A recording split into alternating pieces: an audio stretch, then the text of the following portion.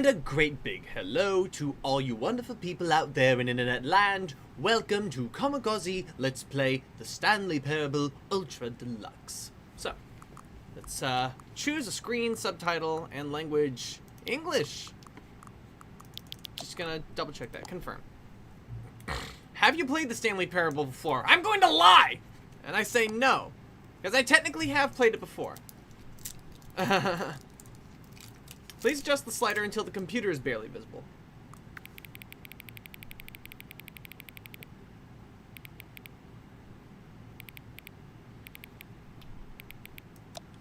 It really just wants me to move the slider all the way left, really.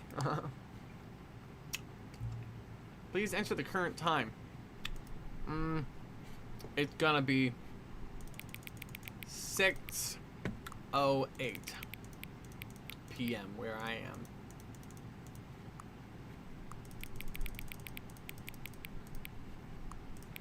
Confirm it. Note, accessibility settings can be accessed from the main menu. Okay. And this is where we begin the Stanley Parable. Now I see why the mouse is not optional, because, like, you have to be able to... Wait, where'd you guys go? Ah, there you are. It's 9:08 where you are? Nice. Okay.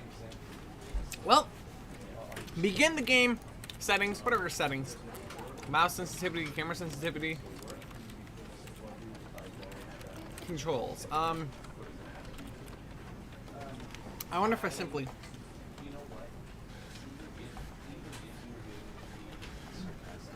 oh yes, I think I see my controller is not plugged in. Okay. I'll use keyboard and mouse. Why not? Gotta hit space in order to jump. Color screen.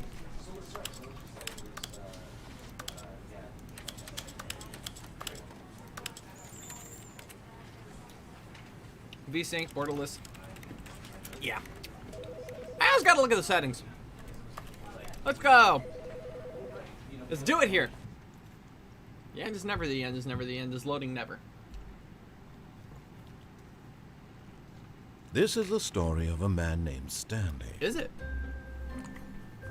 Stanley worked for a company in a big building where he was employee number 427. Delightful. Employee number 427's job was simple. He sat at his desk in room 427 and he pushed buttons on a keyboard. I'm gonna be doing that. Orders came to him through a monitor on his desk, telling him what buttons to push, how long to push them, and in what order. This is what employee 427 did every day of every month of every year. And although others might have considered it soul-rending, Stanley relished every moment that the orders came in, as though he had been made exactly for this job. And Stanley was happy. Stanley was happy floating in an infinite gray void. And then one day, something very peculiar happened. Something that would forever change Stanley. Something he would never quite forget. He would never quite forget. He had been at his desk for nearly an hour when he realized that not one single order had arrived on the monitor for him to follow. No one had showed up to give him instructions, call a meeting, or even say hi. Hi, Stanley! Never in all his years at the company I'm had here, this Stanley! happened. This complete Stanley! isolation. Something was very clearly wrong. Shocked, frozen solid, Stanley found himself unable to move for the longest time. But as he came to his wits and regained his senses, he got up from his desk and stepped out of his office.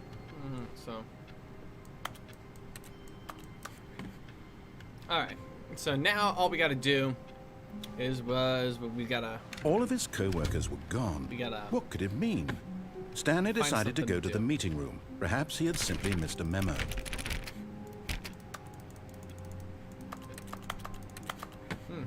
Clickety clickety. No matter how hard Stanley looked, he Okay, couldn't yeah, 'cause find you a gotta trace of his co-workers. Gotta stand around and find out what we're doing. Interesting. But I'm on the desk. Wait.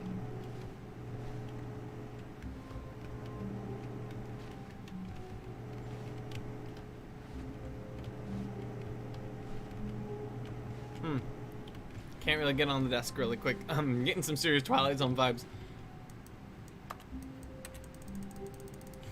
Well, anyway, we're gonna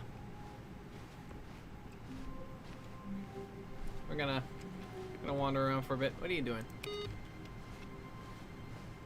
What are you doing? You're not at your desk. You're not at your post. Get out of my way. Out of my way. I've definitely experienced this game before, but we're gonna go in like this was new to us, like this was completely new and unexplored territory. When Stanley came to a set of 2 open doors, he entered the door on his left. Let's see. I suppose. I mean, I don't know Stanley all that well. I don't know if the narrator's lying about him yet, so we'll go ahead and go left.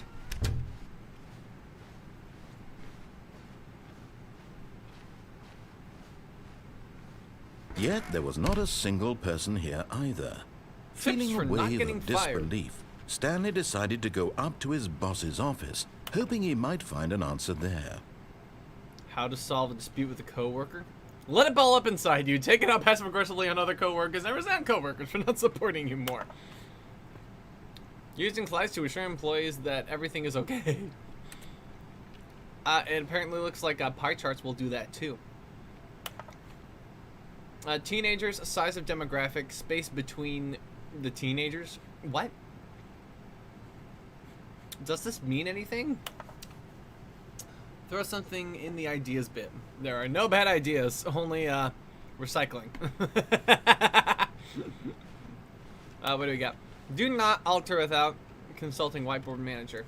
Fuck you, I'm gonna erase the whiteboard. Nah, okay. I'm gonna erase it with my face. It's not working. That stuff's caked on there. We need some rubbing alcohol. I'm gonna go find the rubbing alcohol. It's gonna be in the broom closet, I think. Right? Stanley stepped into the broom closet, but there was nothing here, so he turned around and got back on track. Well, I guess if there's no rubbing alcohol, there may be rubbing alcohol elsewhere. Coming to a staircase, Stanley walked upstairs to his boss's office. He'll get that rubbing alcohol and he'll clean that whiteboard no matter what the whiteboard says. So this is a thing over here with the executive bathroom, and that mirror is really glazed over. Because the boss knows that what the boss says goes, if the boss suffers losses, then that's what the boss chose. Huh. Interesting. Interesting way of putting that. I can definitely think of some instances where you would want to lose money. I'm not really thinking of any off the top of my head, though. Well, at least the boss's computer is turned off. What the? The beige pages? Seriously? Okay. Stepping into his manager's office, Stanley was once again stunned to discover not an indication of any human life. I mean, this picture... Shocked, unraveled, Stanley wondered in disbelief who orchestrated this. What dark secret was being held from him? What he could not have known was that the keypad behind the boss's desk guarded the terrible truth that his boss had been keeping from him. And so the boss had assigned it an extra secret PIN number, 2845. But I couldn't possibly know that. Stanley couldn't possibly have known this. I couldn't. I mean, 2845. Yet incredibly, by simply pushing random buttons on the keypad, Stanley happened to input the correct code by sheer luck. Amazing. He stepped into the newly opened passageway. I'm gonna read, sadly this is relatable. I was let go from Ford dealership because despite doing a good job, they couldn't afford to keep paying me because they weren't making enough money from sales. I've tried applying for similar jobs at other dealerships, but I don't know if I'll get one yet. Well, that sucks.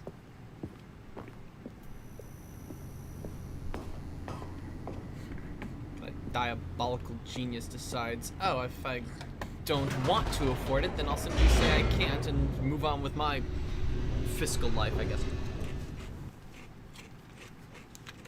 Everybody grab a snack.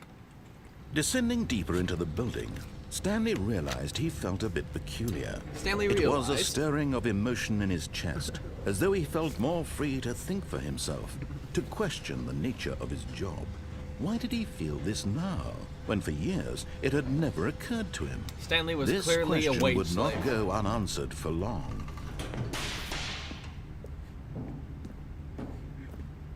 Stanley walked straight ahead through the large door that read Mind Control Facility. It's not like there's anything else more obvious. Is there anything I can go back? Well, I don't think I can go back that way. Let's see. Is there a memo here? Whoa! Whoa! Okay. The railing is here for a reason. Just trying to read the... Is there a way to crouch? Is there a way to... Can I crouch? Can I... Oh, I can't crouch. Wait. So if I get up here, and then I crouch on here, let's see if I can read this. Oh, those are just employee room numbers. Let's just... The lights rose on an enormous room packed with television screens. What horrible secret did this place hold? Stanley thought to himself. Did he have the strength to find out? Interviewing and interrogation techniques. Yeah, sure. That's not ominous at all. Oh, hey, it's the set of Space Mutiny. A camera. I always wanted my picture taken. Now the monitors jumped to life, their true nature revealed.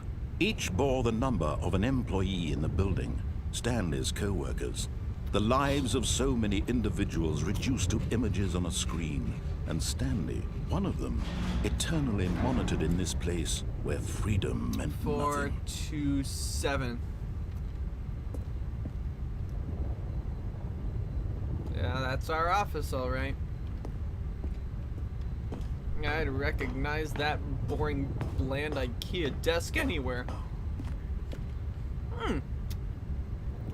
Is this the ejector seat? Maybe I should back off. This mind control facility, it was too horrible to believe. It couldn't be true. Had Stanley really been under someone's control all this time? Was this the only reason he was happy with his boring job? That his emotions had been manipulated to accept it blindly? No. He refused to believe it. He couldn't accept it. His own life in someone else's control? Never. It was unthinkable. Unthinkable. Wasn't it? Unfathomable. Was it even possible? No. Had he truly spent his entire life utterly blind to the world? No! It was never my fault. It was... But here was the proof. The heart of the operation. Controls labeled with emotions. Happy, or sad, or content. Walking, eating, working. All of it monitored and commanded from this very place. And as the cold reality of his past began to sink in, Stanley decided that this machinery would never again exert its terrible power over another human life. For he would dismantle the controls once and for all. How the fuck am I gonna do that? I mean, I don't know nothing about no engineering. Well, the simplest solution is often the best one. Inside out. Hey, those aren't controlling you. Those are you. Your emotions are who you are. Blackness and a rising chill of uncertainty. Nah, I think that's the air conditioning.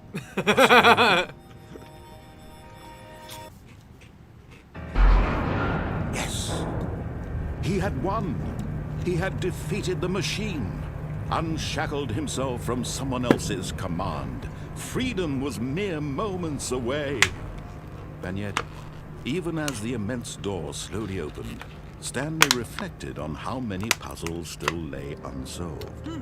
Where had his co-workers gone? Yes. How had he been freed from the machine's grasp? Good question. What other mysteries did this strange building hold? Why? But as sunlight streamed into the chamber, he realized none of this mattered to him. Of course not. For it was not knowledge or even power that he had been seeking, but happiness. Perhaps his goal had not been to understand. Stanley is But to man live. of the earth. No longer would anyone tell him where to go, what to do, They would never. or how to feel. Whatever life he lives, Unthinkable. it will be his. Yes. And that was all he needed to know. It was perhaps the only thing worth knowing. Stanley stepped through the open door. All right.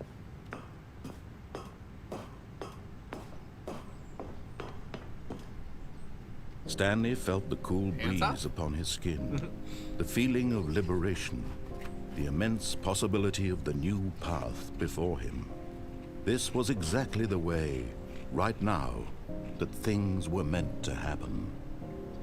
And Stanley was happy. Well, that was a short game. Alright guys, see you next week.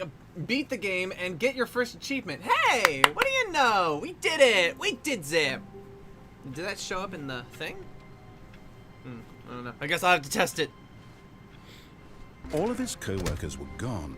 What could it mean? Yeah, what could it Stanley mean? decided to go to the meeting room. Perhaps he had simply missed a memo. No memos. matter how hard Stanley looked, he couldn't find a trace of his co-workers.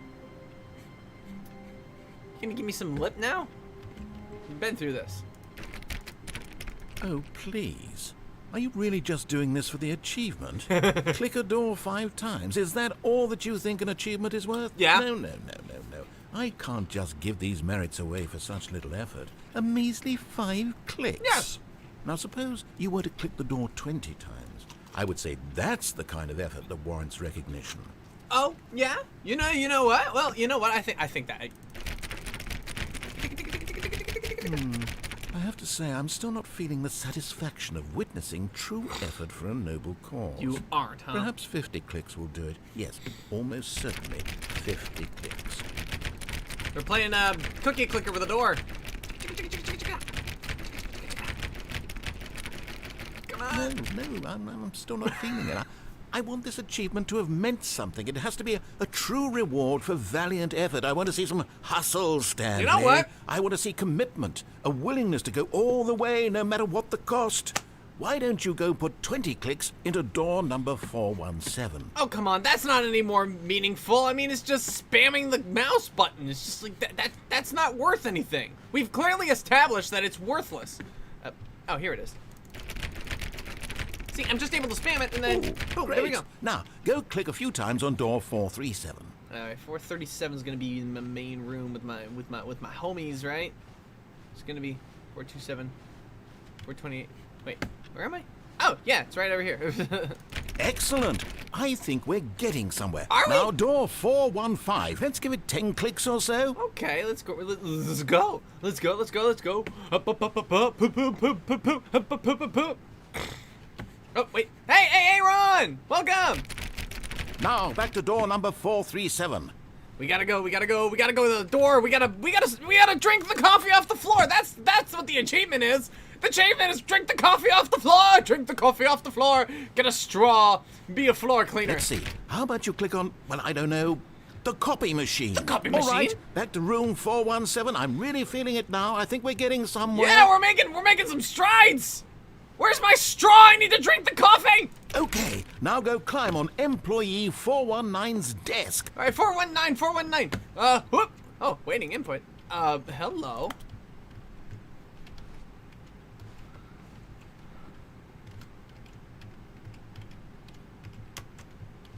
It's not like I can jump. Even though they had controls set up for jump. Well, input was received at least, so there's that. Yes! Yeah, This is we great! got it! You're putting it all on the line, Stanley. I like that. That All was right, tricky. let's keep it up. Go give me a few clicks on door 416. Yeah, be right down this hall right over here. Peekaboo! We've almost got it! Yes! Now the copy machine, do that one again! Good lord, you're getting real excited about this coffee machine. I just want to drink some coffee off the floor. Finish it off, Stanley! 5 clicks on door 430! 1, 2, 3, 4, 5. Yes! We did it! Oh, wow. That felt amazing. Oh, you really earned it, Stanley. Yes. Nothing could hold you back. Yes, I'm very proud of how far we've come today. Just think, only a few minutes ago, you believed an achievement was worth 5 little clicks. I know. Really now. What were you thinking? I'm a fool. I'm an absolute fool, honestly. Horses don't need straw when they have mouths. I'm not in a straw. Not that kind of straw. I mean a slurpy type straw so I can drink the coffee off of the floor. Give me the coffee from the It's fuel mug. Okay, actually, it could be gasoline. Still need a straw for that. When Stanley came to a set of 2 open doors, he entered the door on his left. You know what? Maybe. Yeah, definitely. Let's do that. Let's go. Scramble along. Hey, can we get a few clicks on this one? Okay.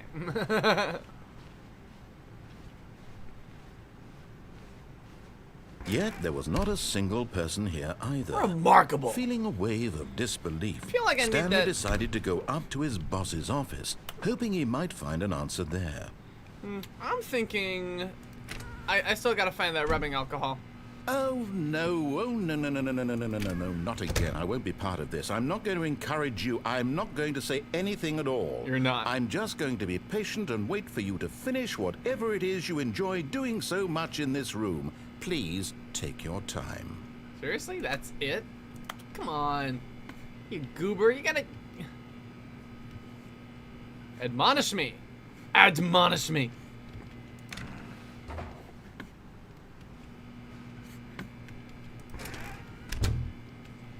Do I need to restart? Maybe now he'll forget what he was talking about. All of his co-workers were gone. What could it mean? Stanley decided to go to the meeting room. have to- Perhaps he had simply missed a memo. Probably say the same thing in the bathroom. When Stanley came to a set of 2 open doors, he entered the door on his left. It's an obnoxious narrator in stereo. Yet there was not a single person here either. Feeling a wave of disbelief, No! Stanley decided to go up to his You boss's love- office, hoping he you might find an answer Fucking there. shit, Lord. What do I want to do now? What do I want to do now? Oh, I gotta go back. I gotta go back. Okay.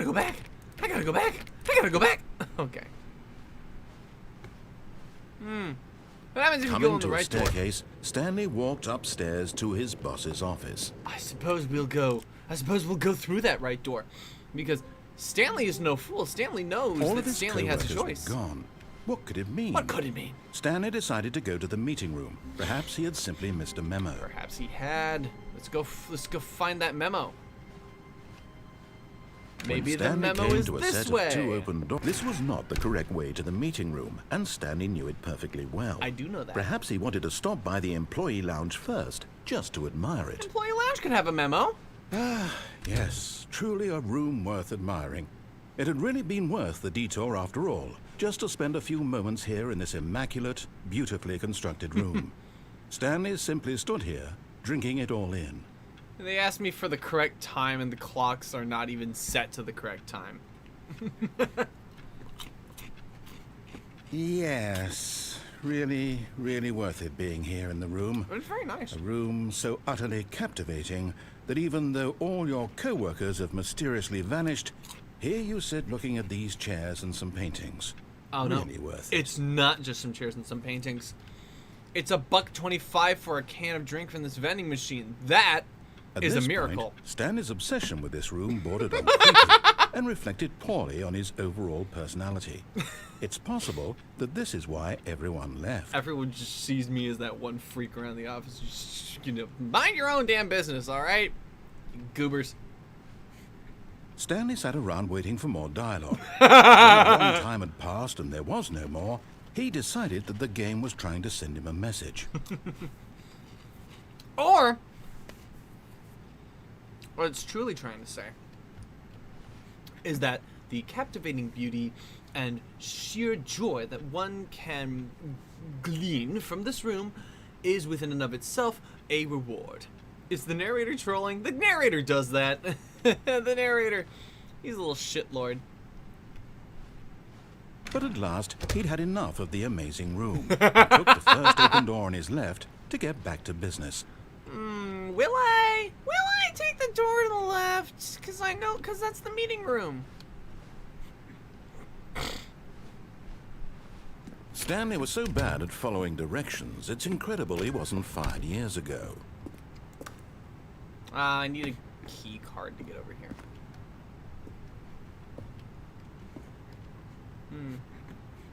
I could get hurt. This is clearly a hard hat only zone. It's, why am I here?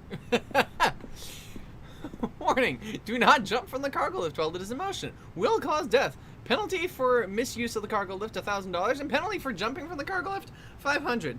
I'm already 5,000. You know, I'll already be dead. It won't matter.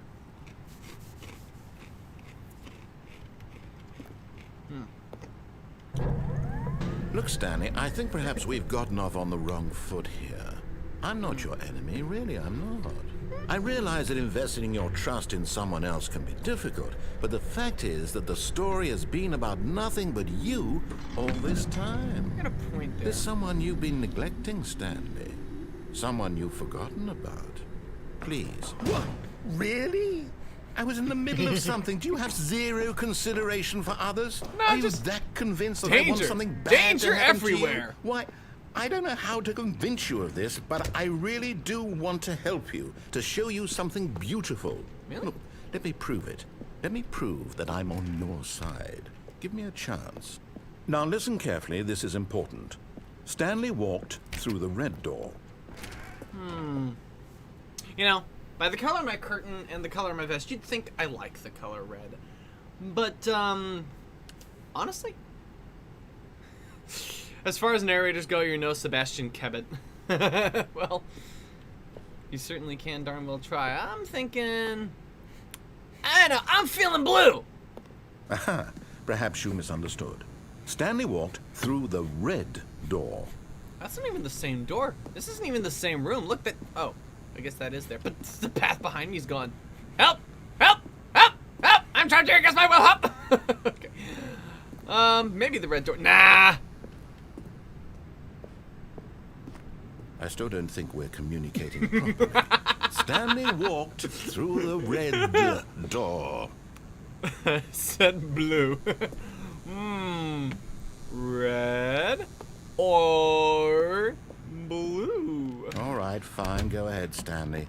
You want to know so badly what's out there? You want to find out what lies at the end of this road you've chosen? Well, don't let me stop you. Huh? You see? There's nothing here. I haven't even finished building this section of the map because you were never supposed to be here in the first place. Broken rooms, exposed developer textures. Is this what you had wanted? Was it worth ruining the entire story I had written out specifically for you? Do you not think I put a lot of time into that? Because I did. And in the end, it was all for nothing. Because this is what you wanted to see. Help me here, Stanley. Help elucidate these strange and unknowable desires of yours. What would have made this game better? What did you want to see? Vehicles? Skill trees? Nah, I feel Work like that with wouldn't me. be in You've the given spirit me of the story. absolutely nothing so far. Tell you what. Let me take a stab in the dark at a new design, and you can give me some feedback. All right. There we go. A third option. This already feels leaps ahead of where we were before. Go ahead, Stanley. Take it for a spin. Okay.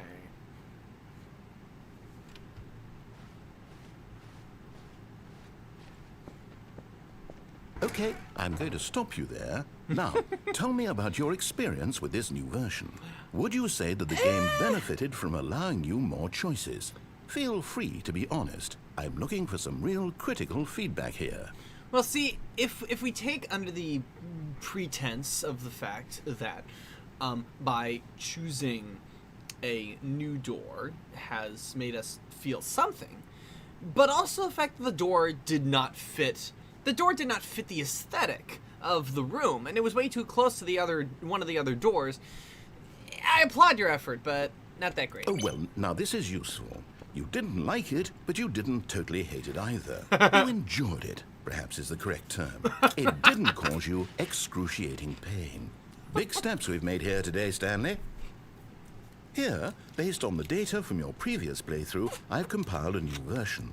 And to be perfectly candid, I think I've knocked it out of the park with this one. Let's take a look. Stanley Parable Worldwide Leaderboard. Where is this plugged into?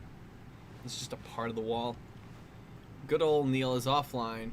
Everyone's offline. Nobody's online right now. Everybody's offline. Did you know that 21.3% of players skip the intro sequence? Stanley is online! This is you, a dead rat. You are objectively ranked 9,328th out of 9,328 players worldwide. I ask friends for some help. Error, friends folder empty. This is me? This is how long is this actually how long I've been playing? This is your superior. A dead rat is objectively ranked 9,327th. Above you, yeah, basically. Not feeling this one. Not feeling this one.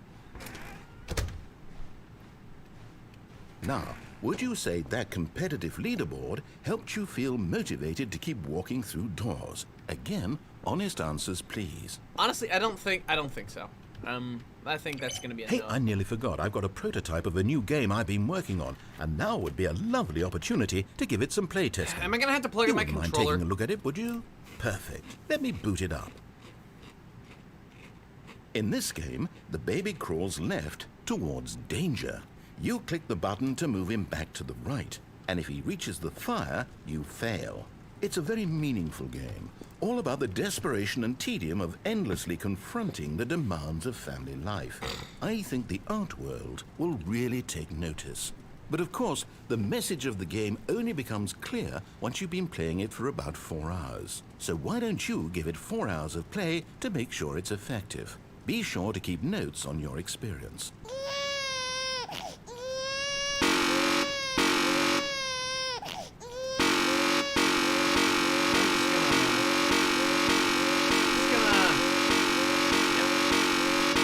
Part of the stream where we basically just take 4 hours to do this game.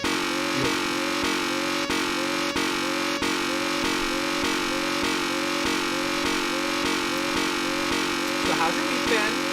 My week's been pretty good. It was interesting, to say the least. But I think I'm really making progress. I'm going forward. I'm making some changes here on the channel. Gotta keep my finger on the pulse of this baby crawling over the fire.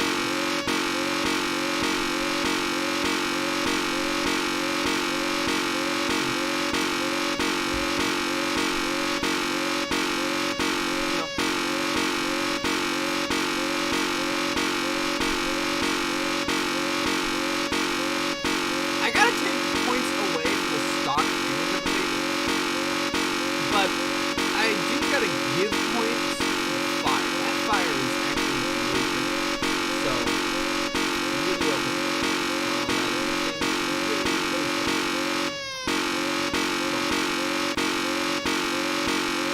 Not that going for it.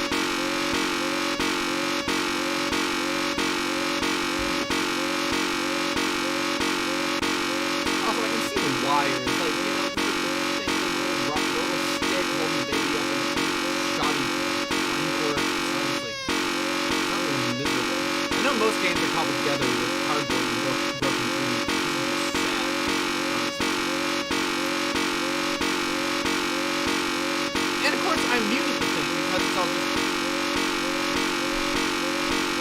very obnoxious. You can work on some better sound effects. Maybe like a beep sound effect when you push the thing, like a boop when you push the button. And then the baby could be giggling, you know? Friendly baby. Happy baby. Cycle through like 11 different noises so that the baby, you know, gives you something more meaningful than the Jedi scare.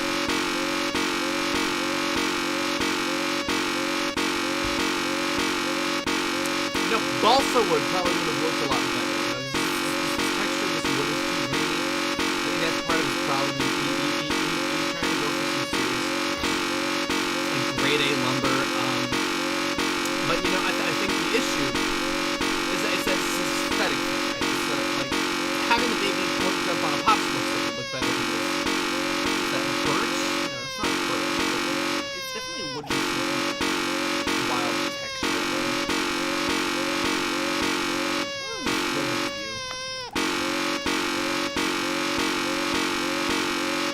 Honestly, it's like,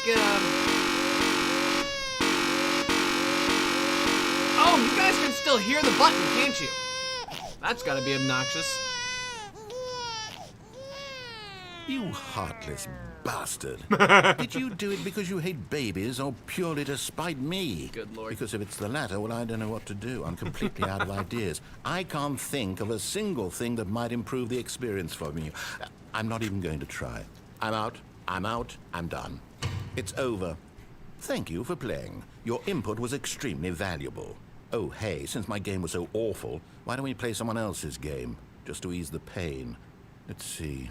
What do we have here?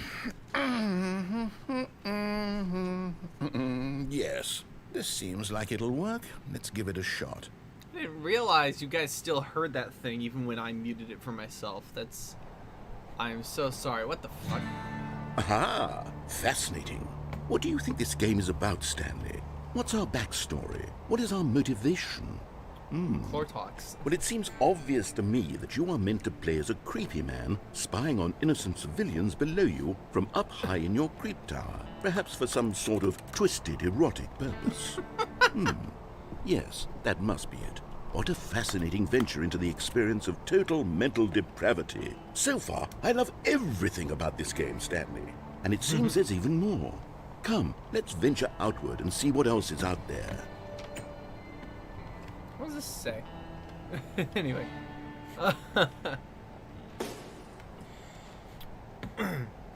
For all I know, you were discussing all of life's important secrets while that was going on.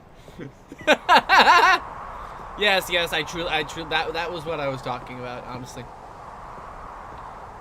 Oh shit, I can't go this way. Gotta get around the gas can. It's very pretty. Should I play Firewatch? Is Firewatch any good? Is it complicated? It's at least very pretty, I can say that. Oh no, it can't be. It is. It's an open world game. Good God, quickly block it off.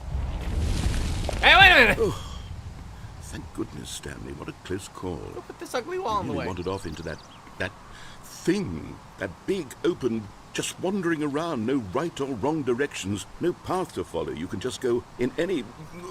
Oh, thank heavens we avoided it. We're out of the woods now, Stanley. Okay, I'm going to get us out of here. Let's find another game. Preferably something with walls. Something with nice, big, insurmountable walls. Sure. Okay, I think this will be just the thing.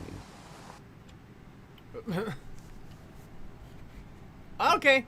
Wonderful. See, this is exactly what I had in mind. Just a nice big box for you to run around in. There isn't any possibility that you could get lost here. Now this is game design. Stanley, if you manage to get lost in this game, I will be phenomenally impressed. I'll make a concerted effort to get lost. So what exactly do we do here? Walk Let's around see. very slowly. There are lots of cars here in the back, but obviously there's no racetrack.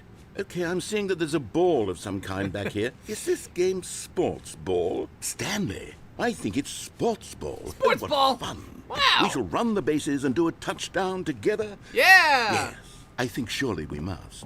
Okay, Stanley, here's the ball. Have fun. Good Lord.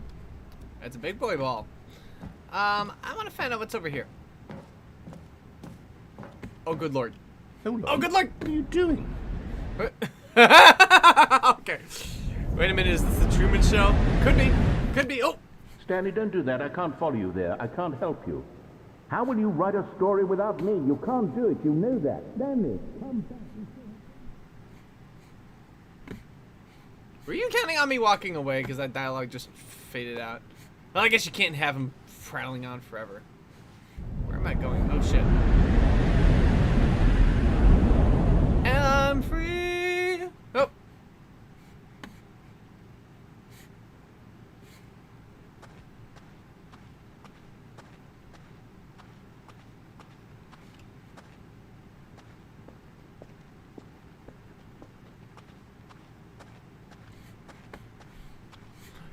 A door.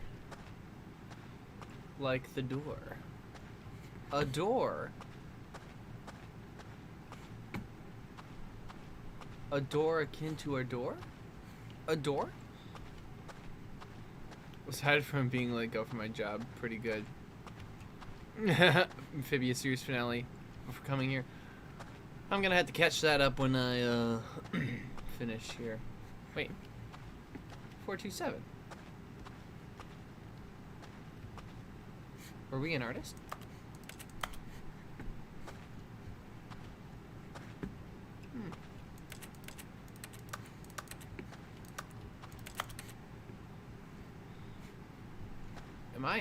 Am I creating music? Am I an editor? Is this my job? Do I work in a recording studio?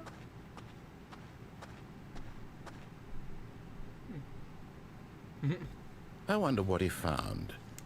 If what he wanted was to be the leading man in his own story, well, perhaps he's gotten it. Down in wherever he is right now.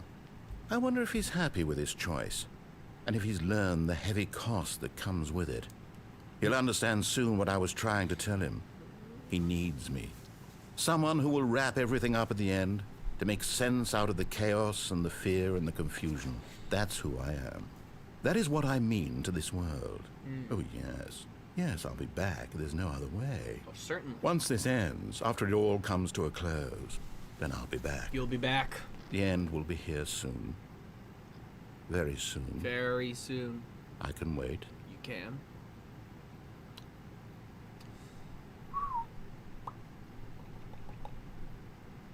And there it is.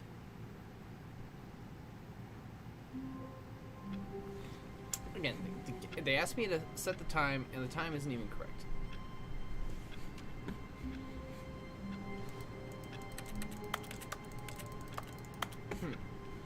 Let me do something else. Stanley had never seen the office this brightly lit.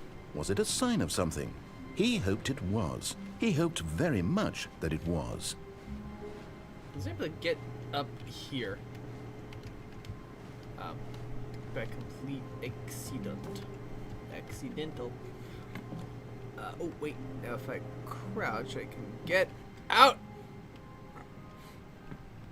At first, Stanley assumed he'd broken the map until he heard this narration and realized it was part of the game's design all along. He then praised the game for its insightful and witty commentary into the nature of video game structure and its examination of structural narrative tropes. So, now that you're here, what do you think? Isn't this a fun and unique place to be? Why don't we take a minute just to drink it all in? Okay, I'm over it now. What do you think? Are you sick of this gag yet? I'm sick of this gag. It can get a bit tiresome. Well, I don't know how to say this politely, but you could literally just hit escape and restart the game any old time you want. Like right now. You could have done it just then. Now would also be an appropriate time to quit. Any of these points and so many, many more, all of them are appropriate. Very? I'm enjoying what seems to be an internal conflict going on where you are literally unable to act on your own desires to restart the game. Well, So what if I just to don't push the wanna? envelope, I'm going to try and make this as miserable as possible and see how long you can maintain. Oh, it's very nice music, though. There once was a man named Stanley, who people considered so manly. But the truth must be told, he was not very old and was quite particularly gangly. What Stanley liked most was buttons. He pushed them like some kind of glutton. He did it all day in a meaningful way, but his brain had long ceased to function. Which is why he is in this parable and lives an existence quite terrible.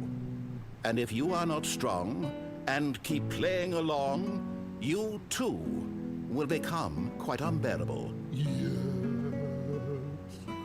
You too will become quite unbearable. Beautiful.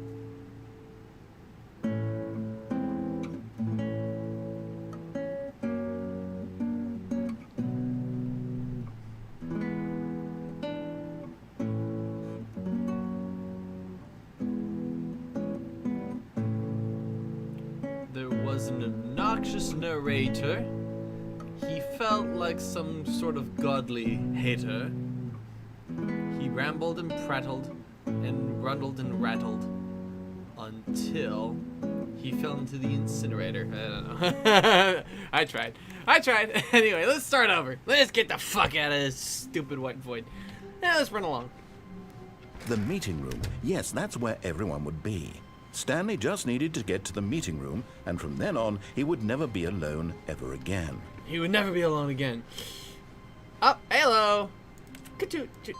There we go. Input received. There we go. Now we can move along happily with our lives. Now, where do I break everything?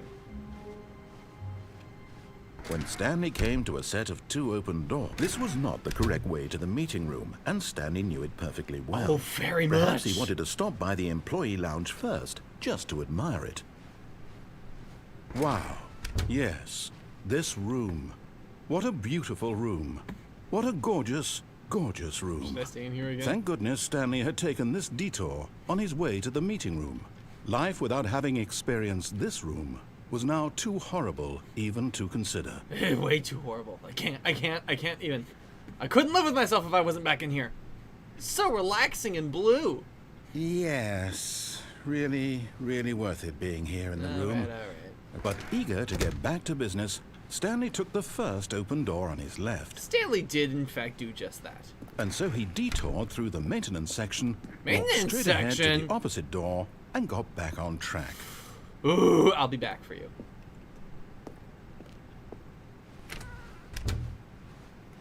Yet there was not a single person here either. Jinx, you Feeling owe me a a wave of non-brand name disbelief, specific cola. Stanley decided You to go up to his motherfucker. boss's You office. motherfucker. You just can't ever give me nice things. You stole the broom closet from me. I feel robbed. Now where is this?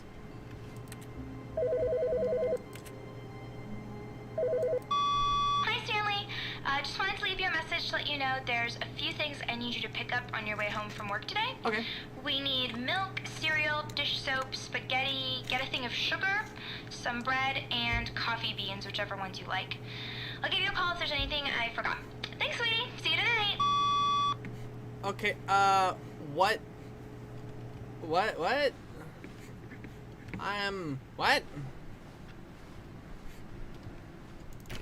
Oh, please. Are you really just doing this for the achievement? Click a door 5 times. Is that all I that already you got think an the achievement is achievement. worth? No. Now you just I random- can't just now you're give just these merits away starting for such over. little effort. A measly 5 clicks. Now suppose you were to click the door 20 times. I would say that's the everything kind of from me. effort that warrants recognition. When Stanley came to a set of 2 open doors, this was not the correct way to the meeting room, Yeah, it and wasn't. Stanley knew it perfectly well. Perhaps he wanted to stop by the employee lounge first, just to admire it. Or perhaps Stanley knew how to trigger The the door lounge was opening. sublime, a work of art. What was it about this room that called so deeply and so personally to Stanley? It's probably its this grace, leaf. its Just a subtle big green charm. leaf. No.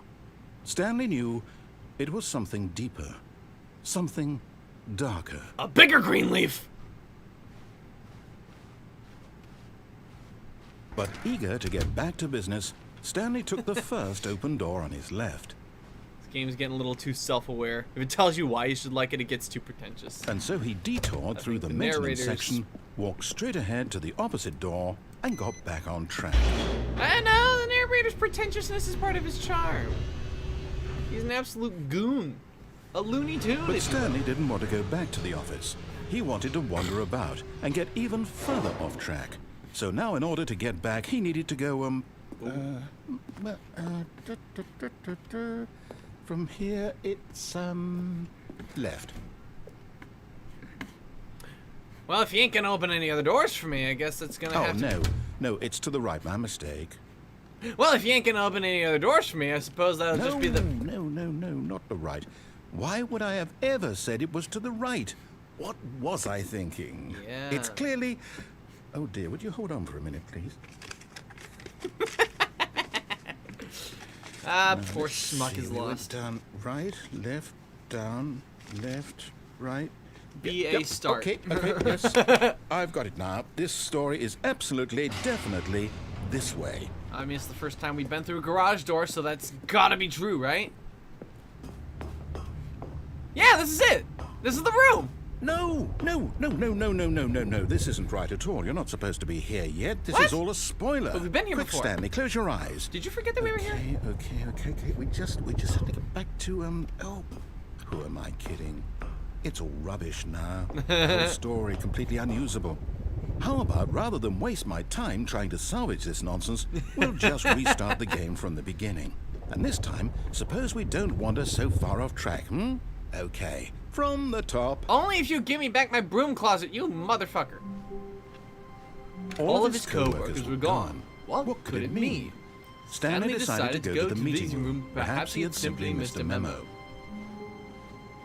All right, here we go. This is normal. When This is Stanley... less than Wait, normal. Wait, what?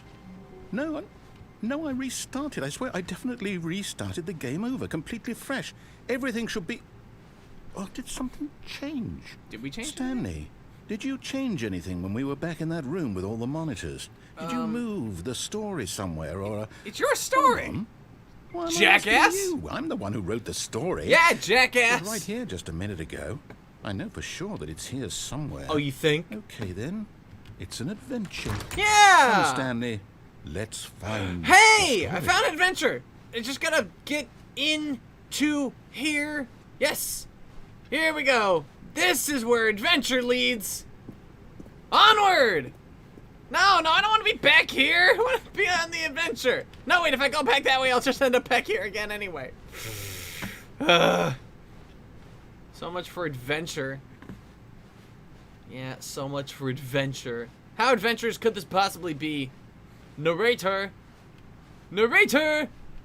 I'll say it. Narrator! This is the worst adventure I've ever been on. I You can think? promise you there definitely was a story here before. Are we trapped in the back Do we rooms? Do we need to restart the game again? Well, I find it unlikely that we'll ever progress by starting over and over again, but it's got to be better than this. I've played Cuphead. Okay, I let's give it a know shot. you Why can not? get a lot of progress by retrying a boss over and over again. You can make progress by restarting. All of his co-workers were gone. What could it mean? Stanley decided to go to the meeting room. Perhaps he had simply missed a memo. And Stanley also decided to finally get a straw to drink this coffee off the floor. Okay. Is there another narrator battling for control? And this is the only guy we've heard so far, so... Okay, yep, it's worse. Then why'd you close the I'm door behind remembering me? this wrong. It's possible the story is back where we just came from. Why don't we go back the other direction and see if we missed anything? You know, that's not a bad idea, but at the same time, it's like, where does this get us?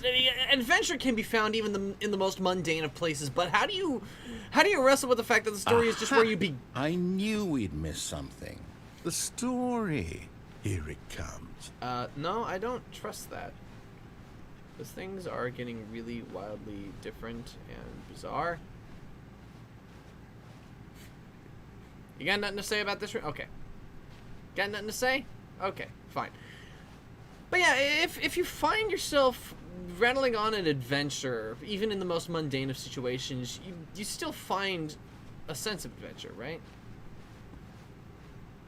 Okay. Round and... No, wait. Never mind. Not the story. Okay, let's head back the other way and retrace our steps.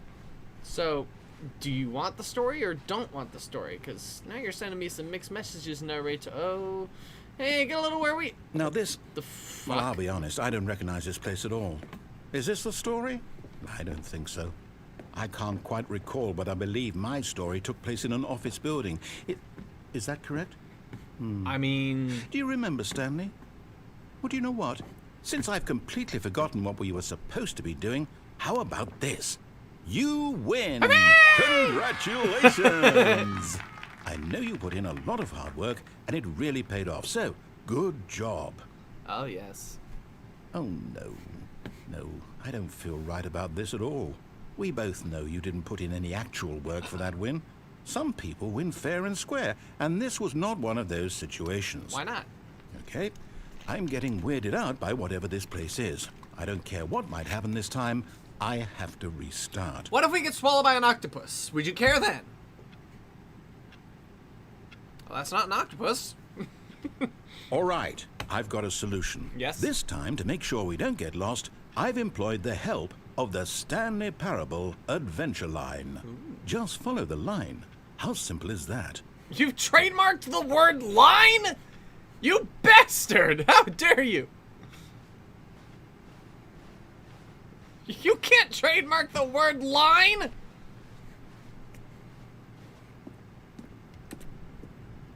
I guess if it helps us out here.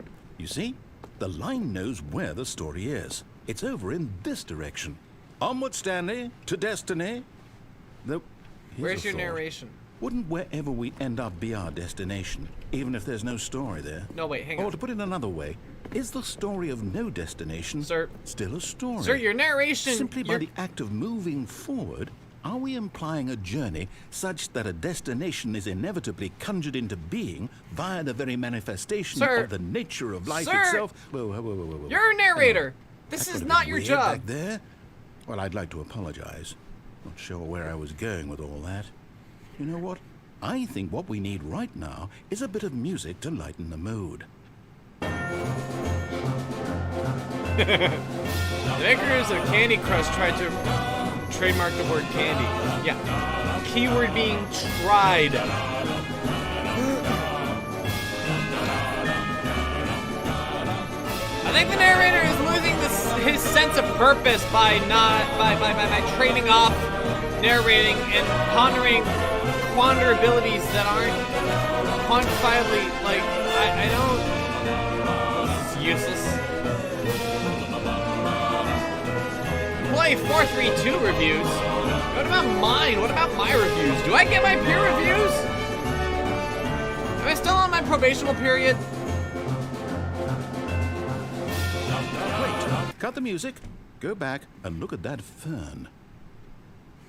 No. You're losing your sense of storytelling. Wait, what? We're back at the office? No. Line, you do know we're looking for the Stanley Parable, right? The story? Is any of this ringing a bell? He led us right to it, sir. Oh, no, not again. Line, how could you have done this to us? And after we trusted you, after everything we've been through, you... Oh, I can't take this anymore. To hell with it. Restart. All right, here we go again. All right, what do we do now? All is good. You know what, Stanley? I say forget the adventure line. What's it ever done for us? Okay. We're intelligent people, right? Why can't we make up our own story? Something exciting, daring, mysterious. Okay. Ooh, this all sounds perfectly doable. Why don't we simply start wandering in, well, I don't know. How about this direction? All right, but if you're not gonna do your job, I'm gonna have to do it for you.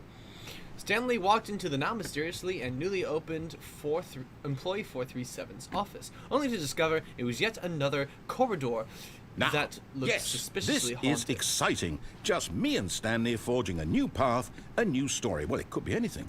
What do you want our story to be? I want our story to Go wild. be Use your imagination. I want it to be narrated. Whatever it might be, Stanley, I'm ready for it. Well, it needs to be narrated, so you need to do your fucking job, and you need to describe everything I'm doing right now. Oh, no, not you again. Stanley, I'd also like to veto the line from having any role in our awesome new story. The No you. lines or monitor rooms. Just don't acknowledge it, and we should be fine. The trademark on you and it. Good lord. Oh, we'll never have to see that bastard again. Bye. Ah, What? a choice. We get to make a decision. From here, the story is in our control. Maybe. How important we mustn't squander the opportunity. This looks like we're In fact, Neo I met believe the- I need a minute to the think here. thinker guy. What Just was his walk in name? circles for a minute. Okay. So No, I no, no, know no. that This each is- door this is has where to lead Neo somewhere, which means that met somewhere the place guy. where we're trying The- to the- go, the white guy there with the must white be a beard reverse and the white door suit. that leads here. The white And guy. that What was in his name? turn means that our destination corresponds with the counter-inverted reverse door's I am not even origin. listening to a So word you're starting from saying the because right, this room is let us reminding me of The ask, Matrix. Will taking the right door lead us to where we're going? And since the answer is clearly yes, then by all accounts, the door on the right is the correct one. But you clearly Oh, haven't been correct victory about for logic. anything for anything Come, Stanley. ever. Our destiny Are these awaits. warped? Are these warped?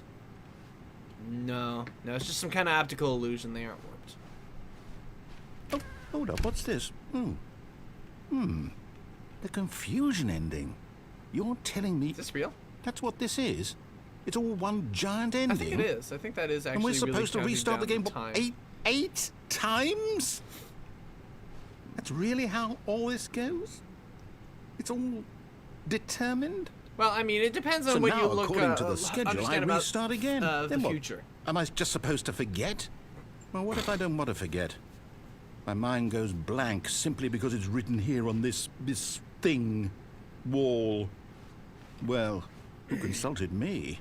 Why don't I get to decide? Well, you are the Why don't narrator. I You get a pretty say much in all of this? need to Is it really? know about this kind of shit. No, it can't be. Look at that I field don't of want view. it to Isn't that be. weird? I don't want the game to Look at keep that. restarting. I Look don't at want that to up in forget the what's right going on. corner I don't here. want to be trapped like this. I won't restart the game. I won't do it. I won't do it. I won't do it. So you're not gonna restart?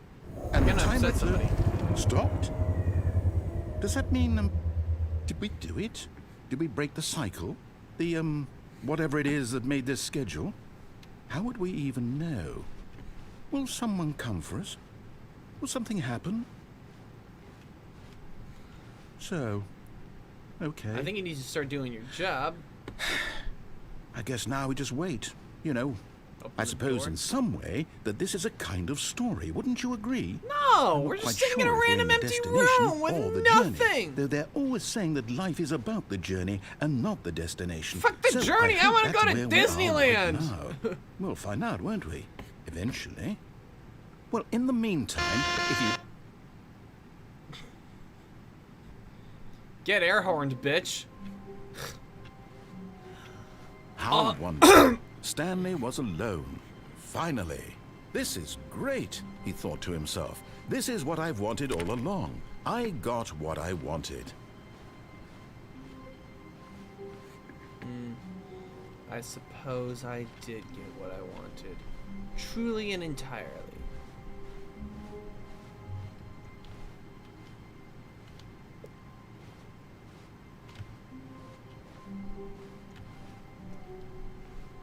When Stanley came to a set of 2 open doors, he entered the door on his left.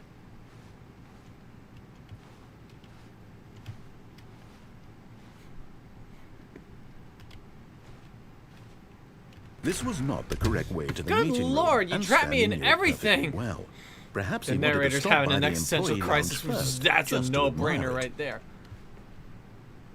Hello, friend.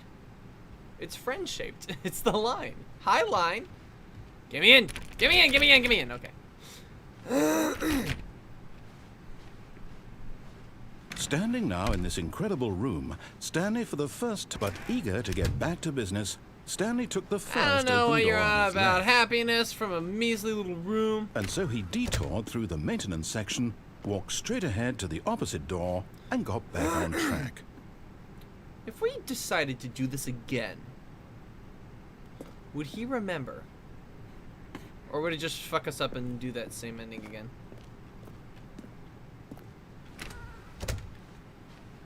Alright. Well, no shit. Is that the line? Nah, it's just somebody's manila folder. I mean, we could. Yet there was but if we not just a got single stuck person doing the here same shit either. again, then we'd Feeling just be a stuck wave doing of the same shit disbelief, again. Stanley decided Fuck it, you're right. Who cares? Who cares what the narrator says? All of his co-workers are gone. What could it mean? Stanley decided to go to the meeting room. Perhaps he had simply missed a memo.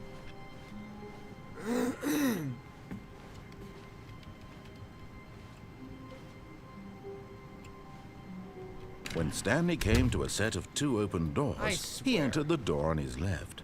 This was not the correct way to the meeting That is room, not and an easy Stanley thing knew to it do. perfectly well. Perhaps he wanted to stop by the employee lounge first, just to admire it. Stanley felt lightheaded, butterflies in his stomach, giddy in a way he had never known before.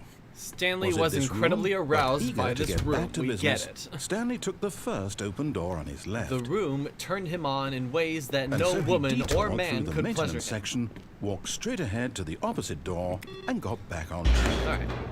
Will the narrator know what's up, or will bullshit just go sideways again? But Stanley didn't want to go back to the office. He wanted to wander about and get even further off track. Yeah, you know what? I think we are just gonna see the same shit again if we do that again.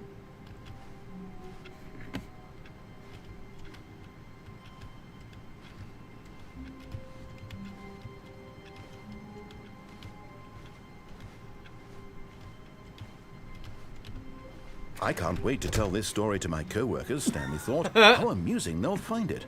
Oh, won't we all just laugh and laugh at the time I thought everyone had gone missing. No matter how hard Stanley looked, he couldn't find a trace of his co-workers. Shut your whore mouth. Stupid. And give me a straw. This is not the... When Stanley came to a set of 2 open doors, he entered the door on his open left. my door. You are a bastard. It's like I can't do anything with you, huh? Yet there was not a single person here either. Feeling a wave of disbelief, Stanley decided to go up to his boss's office. Hoping he'd coming to a staircase, Stanley walked upstairs to his boss's office. Upstairs to his boss's office. On the other hand, this might be it.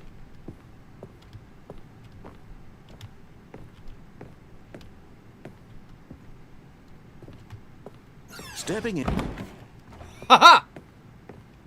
This is how we do it. This is how we do it. This is how we do it. Ignore your fucking bullshit. You still on the closet boarded up, you motherfucking asshole.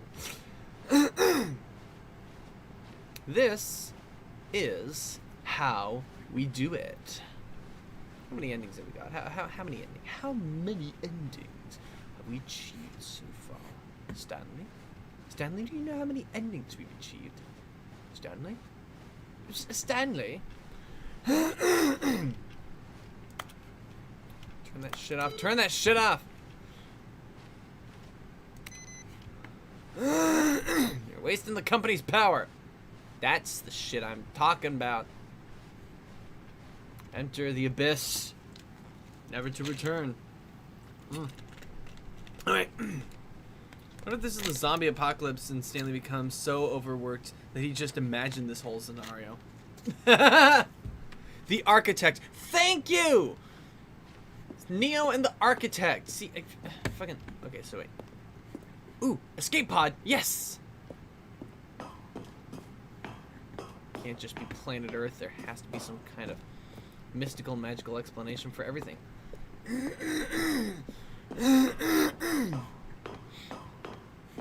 I feel like I'm getting online for a ride at Disney World. This is exciting. We go up and up into infinity, but we will escape pod our way out of here. We will escape our pod. We will pod our escape. Let's check to make sure these numbers are going up. Oh, they're going up, all right. Up we go. You know. To infinity and beyond. To insanity and a blonde. You know?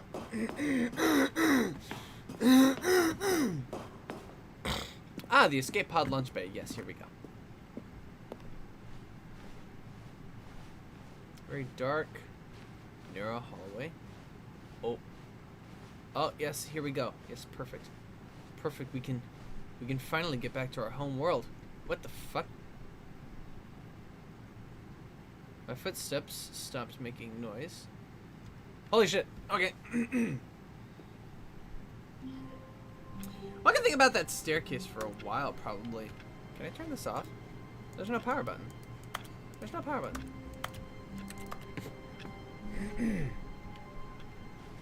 Hate Mondays, huh? Yeah, Stanley, I think most people agree. All of his co-workers were gone. What could it mean? Yeah, and Stanley decided to go to the meeting room. Perhaps he had simply missed a memo. Yeah, you see. No matter how hard Stanley looked, he couldn't find a trace of his co-workers. Only because the narrator couldn't fathom the idea that Stanley wasn't looking for his co-workers, but was looking for in-game secrets that he obviously placed here for the player to find, and was discouraging the player from doing so by constantly yammering and yapping.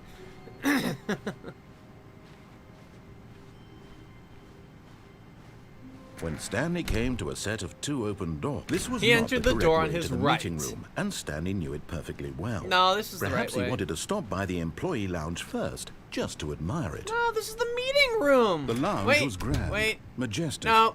Perhaps No, you're right. too This is not the majestic. meeting room. But eager to get That's back the to meeting business, room right there. Stanley took There the it is. first open Right door in on front his of me. left. That's the meeting room. Meeting room. I found the meeting room. Stanley was so bad at following directions, not the it's meeting room. incredible he wasn't fired years ago. Not the meeting room. Not the meeting room. Look, Stanley, I think perhaps we've gotten off on the wrong... But in his eagerness to prove that he was in control of the story and no one gets to tell him what to do, Stanley leapt from the platform and plunged to his death. Good job, Stanley. Everyone thinks you are very powerful. Oh, that's nice. I wonder what he'd say if I did it again. All of his co-workers were gone. I just wanna What know, could it mean? what would he Stanley say if I decided to did go it to the meeting again? room. Perhaps he had simply missed a memo. What would he say if I did it again? He's altered the layout of the office again. Narrator, I think you're getting a little over yourself. When Stanley came to a set of 2 open doors, this was not the correct way to the meeting room, and Stanley knew it perfectly well. Perhaps he wanted to stop by the employee lounge first, Just to hear more admire it. dialogue options. And here it was, the lounge.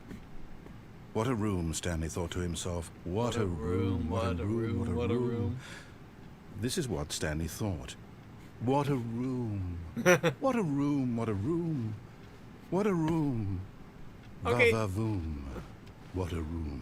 Clearly, Stanley But has eager to a get really back to bizarre business, fixation with Stanley this room. took the first open door on his left. You know, I didn't believe you before, but now that you put it into words, it really does sound like that's Stanley the was case. so bad at following directions, it's incredible he wasn't fired years ago. But in his eagerness to prove that he is in control of the story and no one gets to tell him what to do, Stanley basically just did the same shit. Begin the game again.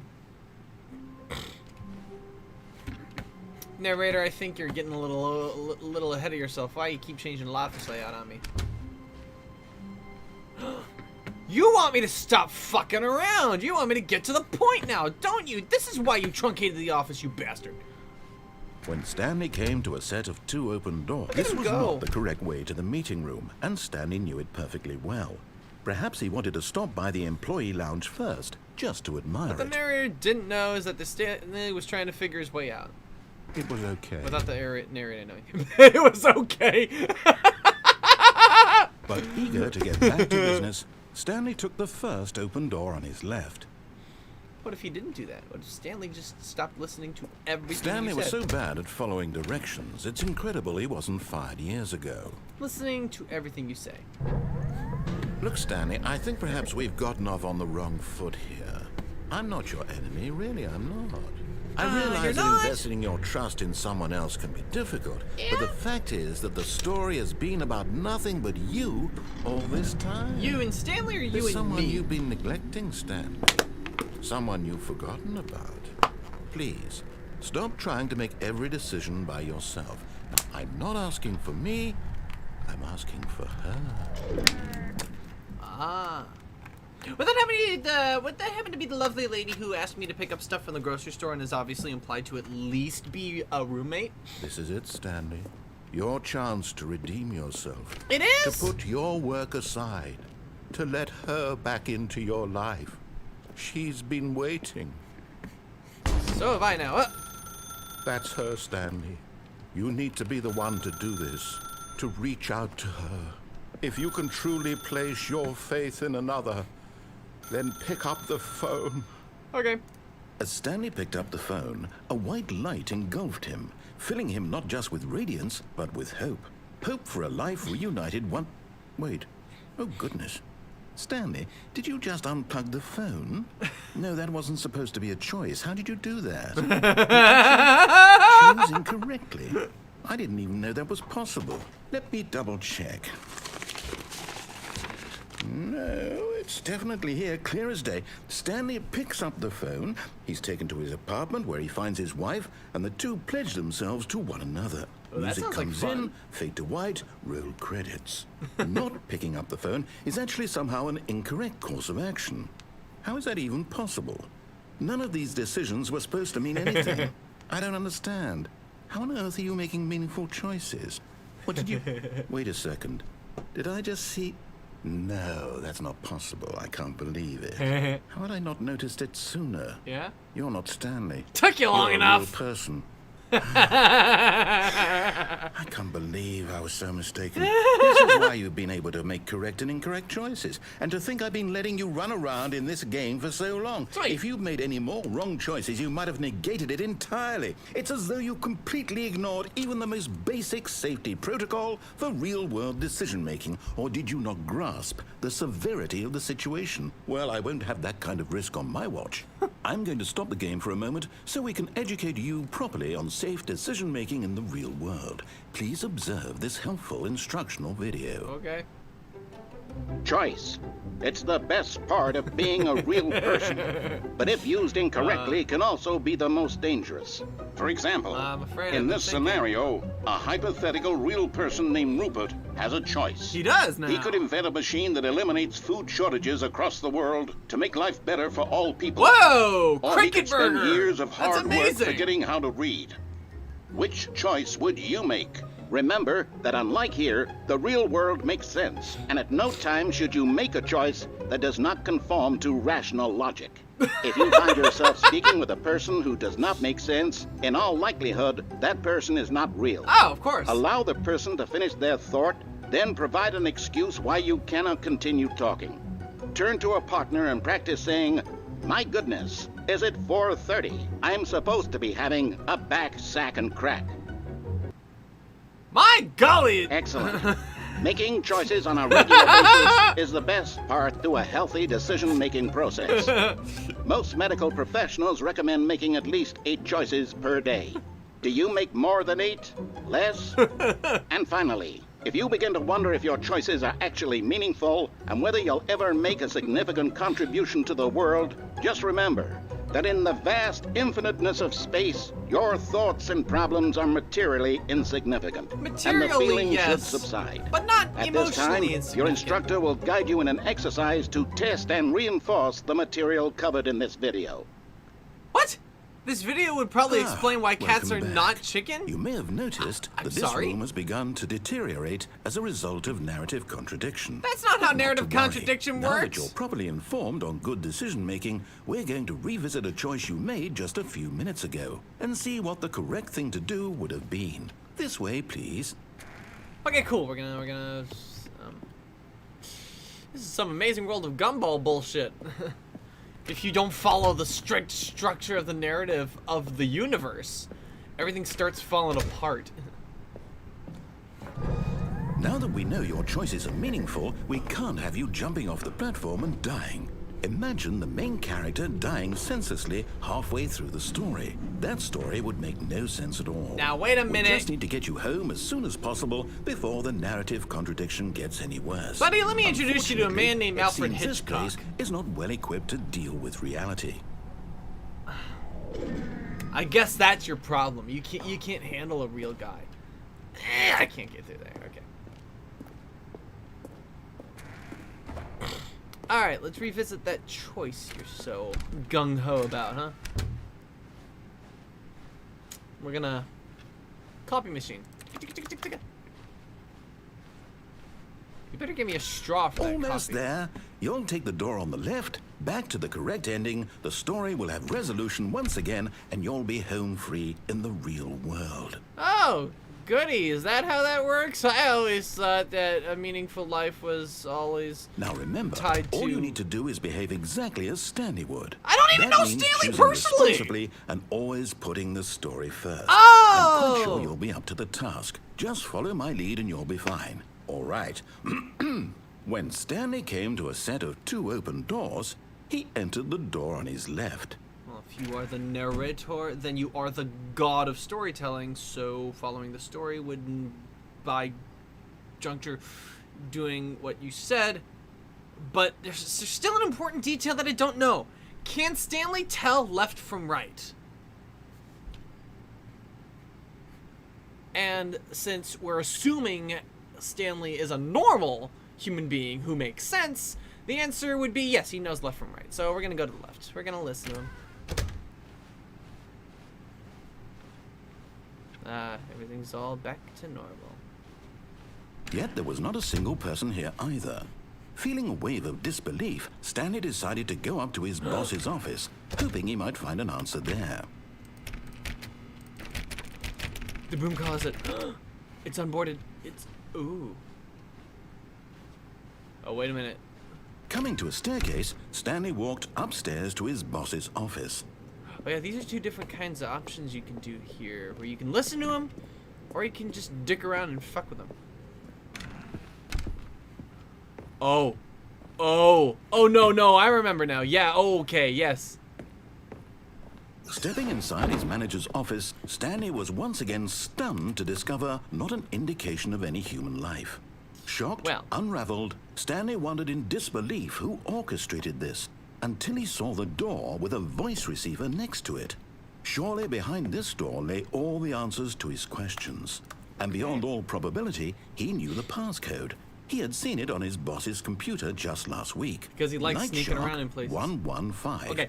Was this the code to open the door? Shut up. Would it still work? Shut up. There was only one way to find out. Shut up. Stanley had been trained never Shut to up. speak up. Shut But your now mouth. he would draw from within himself the courage to face the unknown. He drew a sharp breath and then spoke the code. Okay. Night Shark 115. Sorry, did I hurt your ears, guys? I was just trying to make this as clear as possible. Night Shark 115. Hang on. Stanley spoke the code. Working on it. Night Shark 115. Probably didn't enunciate well enough. He spoke it into the receiver, right there on the wall. Shut the fuck up. There's that enunciating enough? Night Shark 115. No, I feel like I stumbled on that I'm one. sorry, is there a problem? You didn't mishear me, did you? Please speak the code into the receiver. Otherwise, we can't get on with the story. This is a crucial step. Night Shark 115. Now, did I put too much in that Okay, that cuss fine. sound? You're not going to do it. But you know what? It's pretty humiliating to bring you this far, only for you to suddenly decide you have better things to do. I asked you for this one single thing, for your respect. The kind of respect Stanley shows for his choices. He knows what it means to take a story seriously. If you didn't want to see what I had to show you, then why did you come here? You had a choice, you know. You could have gone through the door on the right. You could have done whatever the hell you wanted over there. Why did you come this way? Speak. Say something to me. Explain yourself, you coward. You... Okay. Behave exactly as Stanley would. That means choosing responsibly and always putting the story first. I'm quite sure you'll be up to the clearly, task. Just follow my lead we're and gonna you'll be fine. fuck off All with right. that business. When Stanley came to a set of 2 open doors, he entered the door on his left. Clearly, we don't trust you in terms of making correct No! decisions. Why did you do that? Quickly, hurry back in the other direction. Perhaps we're not too late. Oh, looks like we're not too late. Fine. But you better not be having some receiver bullshit and not pick up the words that I'm saying. Oh, it's ruined. I can't believe, after everything we talked about, that my story, you've destroyed my work. Why? For what? What did you get out of that? What did you think was so special about seeing the game undone, left here like so much Fuck garbage? you, I'm gonna go lick the whiteboard. It's worthless. I'm now. licking the whiteboard. What am I supposed to do? Even if there were a way to continue, would it be worth it? I'm licking To know your that my whiteboard. story is now incorrect? How can I go back to that? I can't erase that knowledge. I'll have to live with it forever. Reliving its impossibility forever. I couldn't live that way. Yeah. Is it better to shut the game down entirely? To willingly destroy all of my work? I don't know. What's the answer? What do I do? What do I do? What do I... No, I have to. I have to shut the game down. I have to. Oh, please. I have to. Imagine people would be like, the fuck with.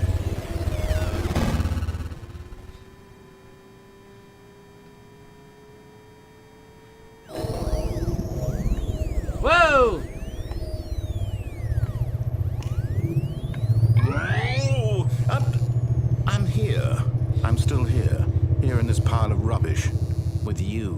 Oh, please, you act like there's a who thought difference. you were so clever.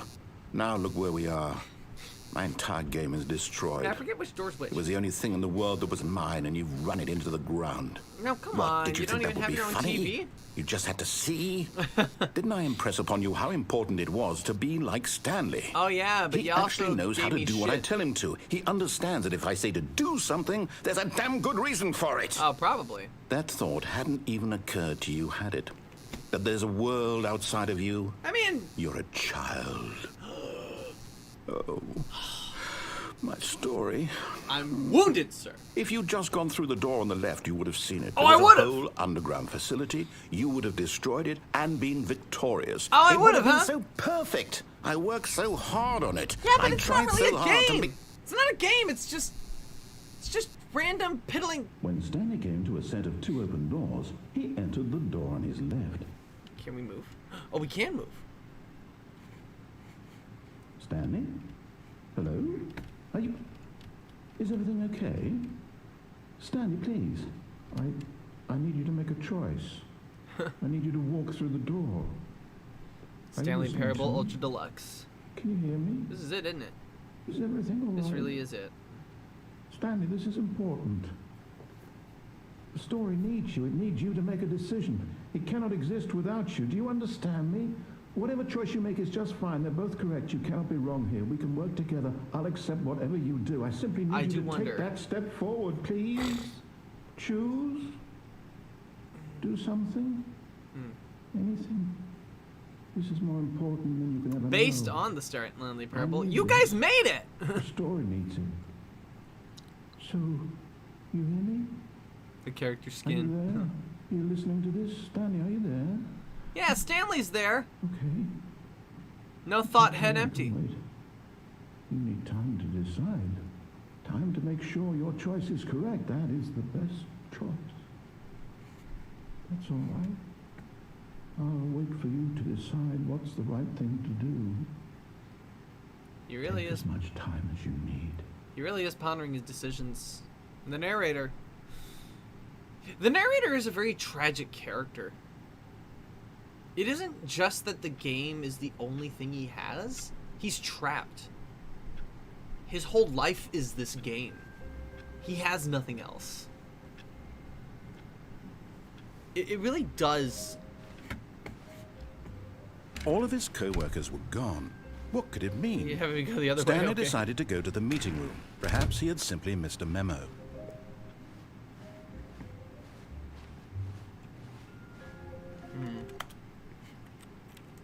Let's quit to the menu real quick. And let's quit to the desktop. I believe there would be a point to this.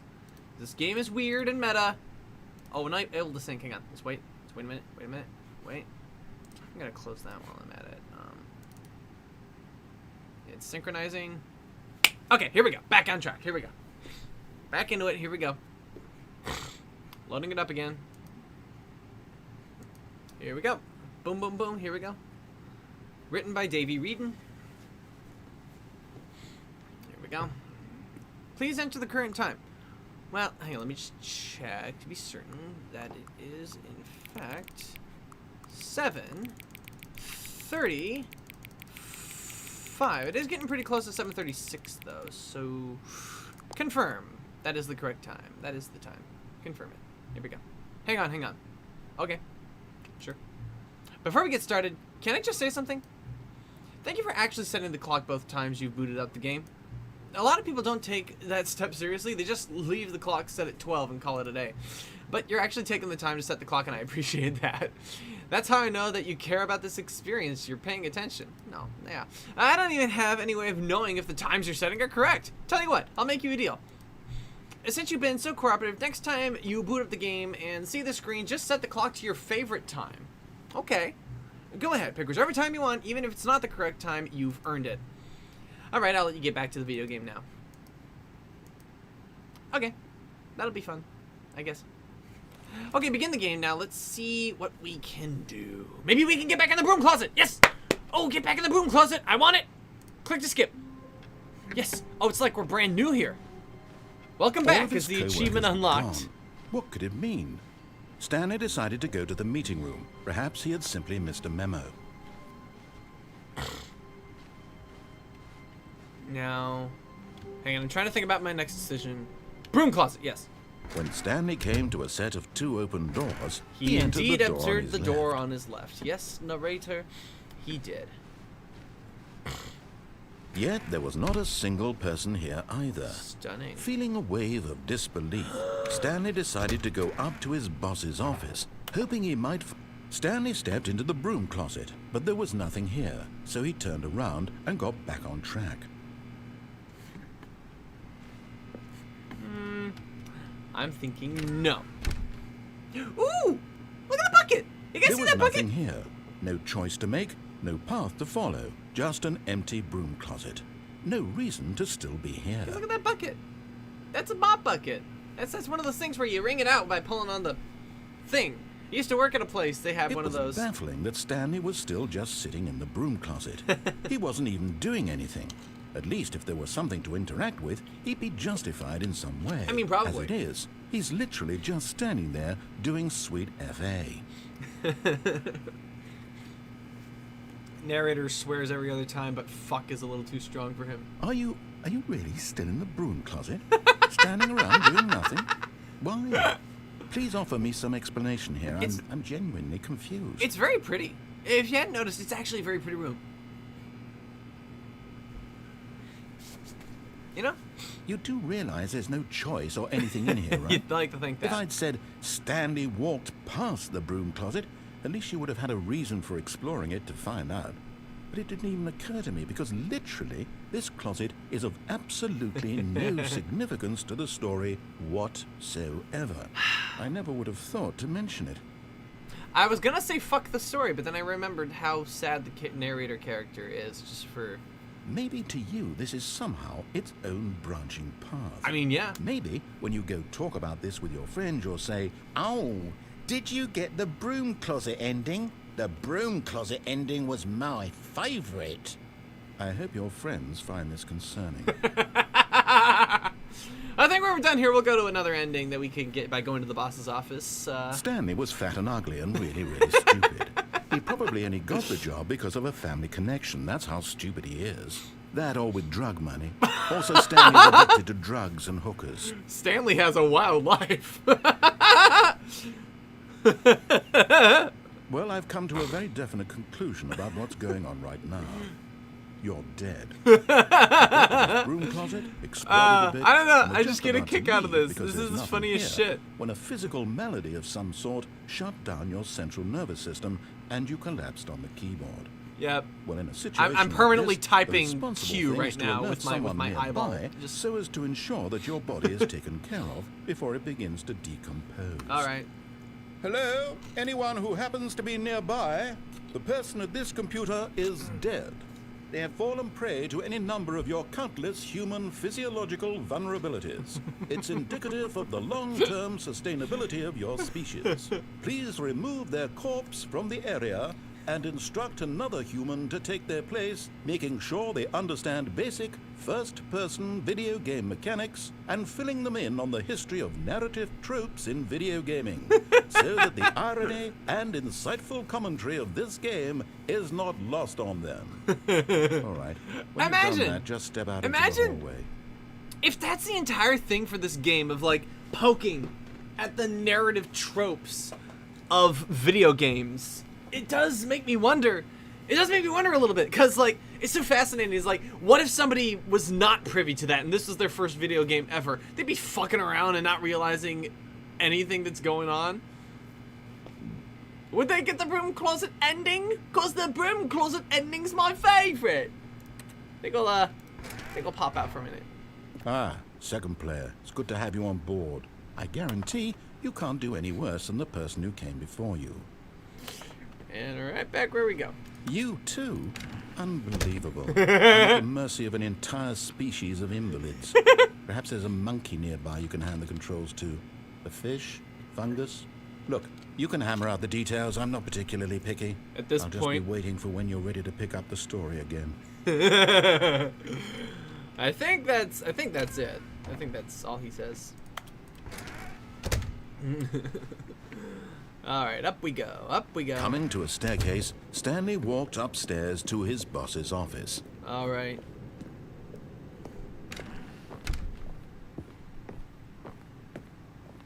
Stepping into his manager's office, Stanley was once again see. If stunned we remember to correctly, discover it's not 2, an indication 8, of 4, any human 5. life.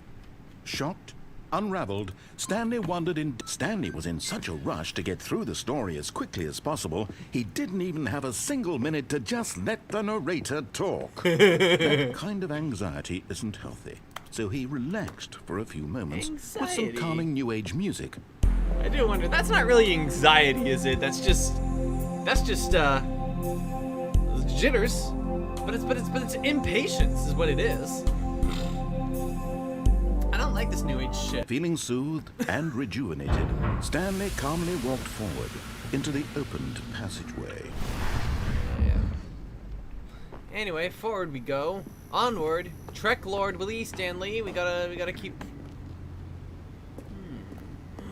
Is there perhaps something back here? Nope. Just a wall. Sometimes your ending is a wall. Did you get the wall ending? The wall ending was my favorite. Alright. There's a couple of things we could do here.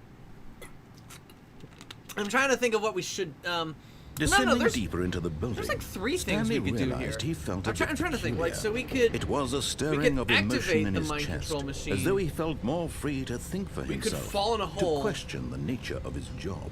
Why did he feel Or we could this fall in a now, different hole. when for We years can fall in a it had hole. never We can occurred fall in a to him? hole. We can This fall in a question hole. would not go unanswered for long. But shit, man, you gotta take care of your equipment down here. Stanley walked straight ahead through the large door that read Mind Control Facility. Mind control facility escape?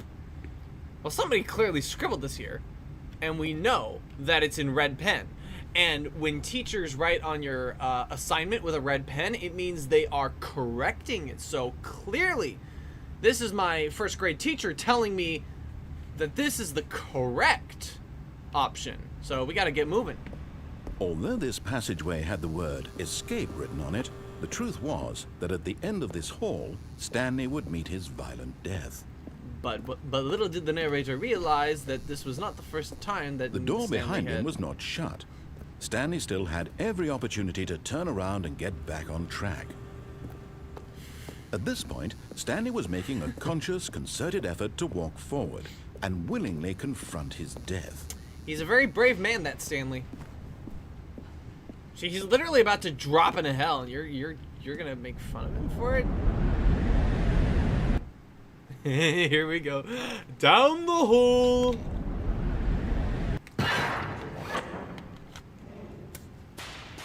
This is something. Whoop. As the machine whirred into motion and Stanley was inched closer and closer to his demise, he reflected that his life had been of no consequence whatsoever. Stanley can't see the bigger picture. He doesn't know the real story, trapped forever in his narrow vision of what this world is. Perhaps his death was of no great loss, like plucking the eyeballs from a blind man. So Rude! he resigned and willingly accepted this violent end to his brief and shallow life. Farewell, Stanley. Well, at least Stanley made it to 35, so... "Farewell, Stanley," cried the narrator, as Stanley was led helplessly into the enormous metal jaws. In a single visceral instant, Stanley was obliterated as the machine crushed every bone in his body, killing him instantly.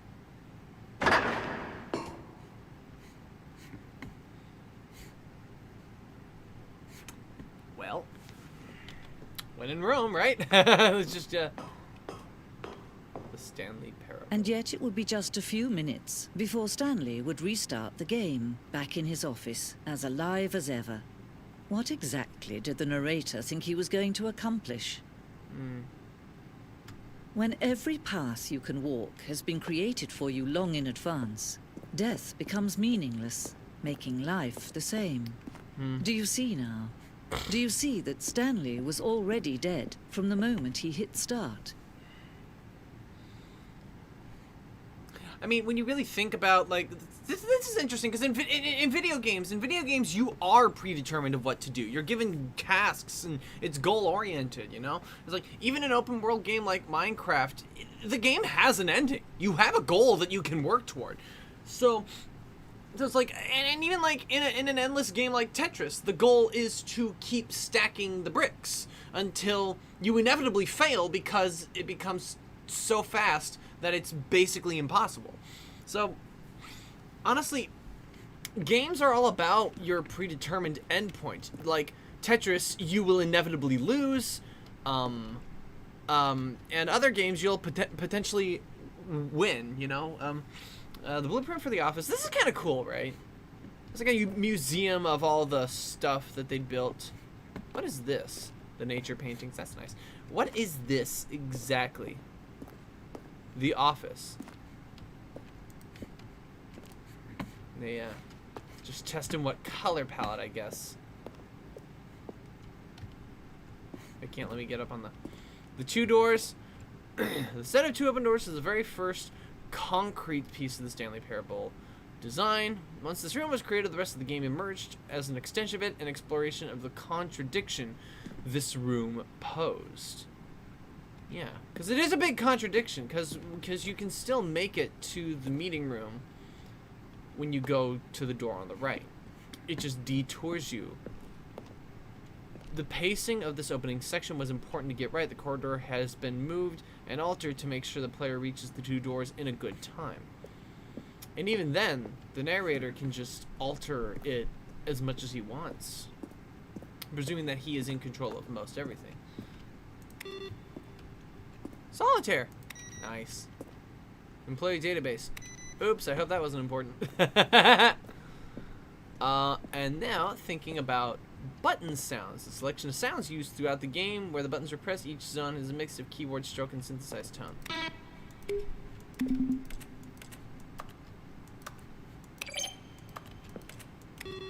Ah, there we go. The credits.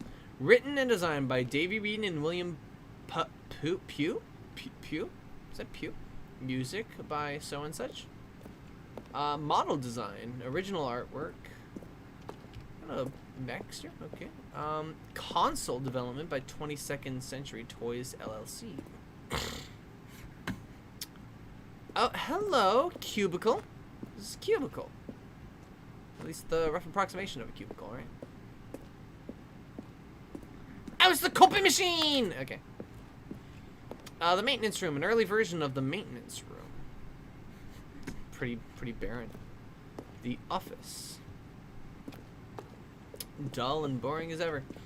Okay, fun. Hey! We make it rain, we make it rain, we make it rain on them hoes, we make it rain. Anyway. Hello, Warzone. Early in development, we designed an ending where Stanley would end up on a battlefield fighting aliens. The action game would become sentient and would wage war against the narrator. We realized shortly after starting to build it that it was far too jokey and on the nose for the tone of the game. Plus, some people interpreted it as making fun of people who like shooters, which was not our intention. So, like, that's funny. So people, like, will interpret... So people will interpret the game itself doing something silly like this being insulting to people who like FPSs. Whereas the Firewatch thing we just did, whereas, like, the narrator hates an open world game is simply just the narrator's opinion and not something the game is trying to say outright. Which is true. So the narrator is a pretentious, pompous kind of asshole, you know? So it's like, the first part of BioShock is about that too. Really?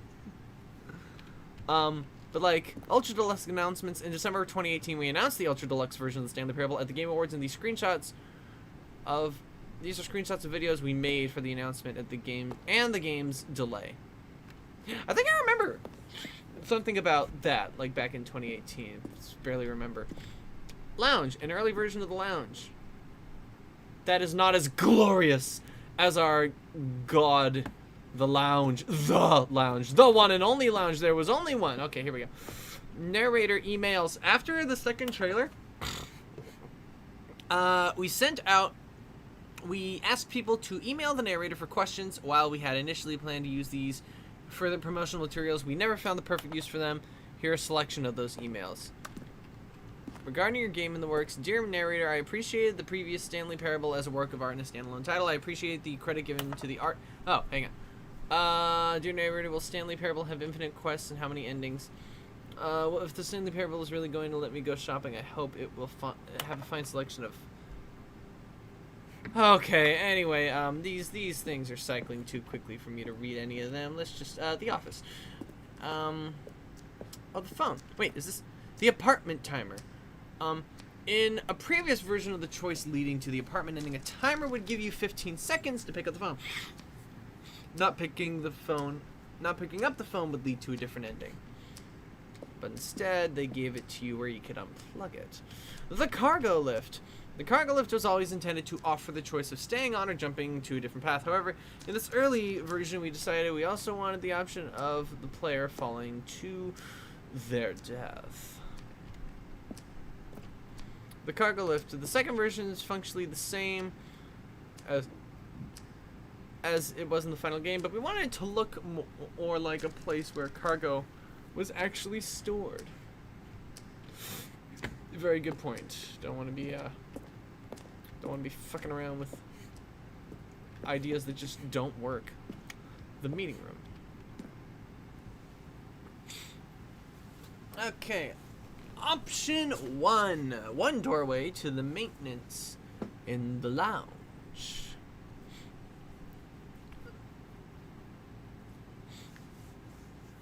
Option 2. Two options. 2 doorways to maintenance. Option 3. One option. 1 doorway to maintenance in the lounge and an original back on track option. Event. Okay, that clearly... Maintenance layout. The flow of hallways following the player's first 2 doors was important to get right, since players will replay them so many times. We discussed a number of designs, but ultimately it was the simplest version that won out. Now, what do we got here? We got a lab rat. Zending model. Huh? Zending? The Zending went through many iterations. This room represents the 4th version of the ending. And we thought it was complete, but decided to abandon and change it shortly before launch.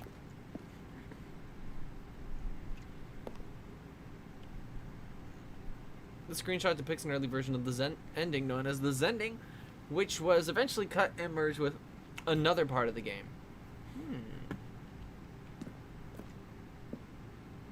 These levers were originally part of the Zending. The player would pull the lever and the narrator would describe the color they had pulled. But they can no longer be pulled now. The game is now paused. Escape menu.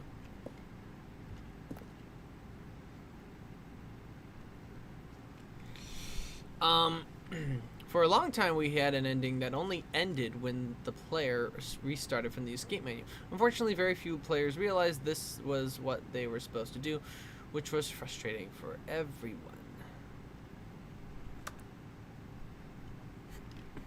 So, they pretty much gave it to where? Countdown desk. One of the desks from an early version of the countdown ending, which we have not yet gotten to. Monitor room, elevator, the countdown room. Yeah, we'll be back there in a bit, probably. Freedom ending. Freedom ending as it existed in the beta.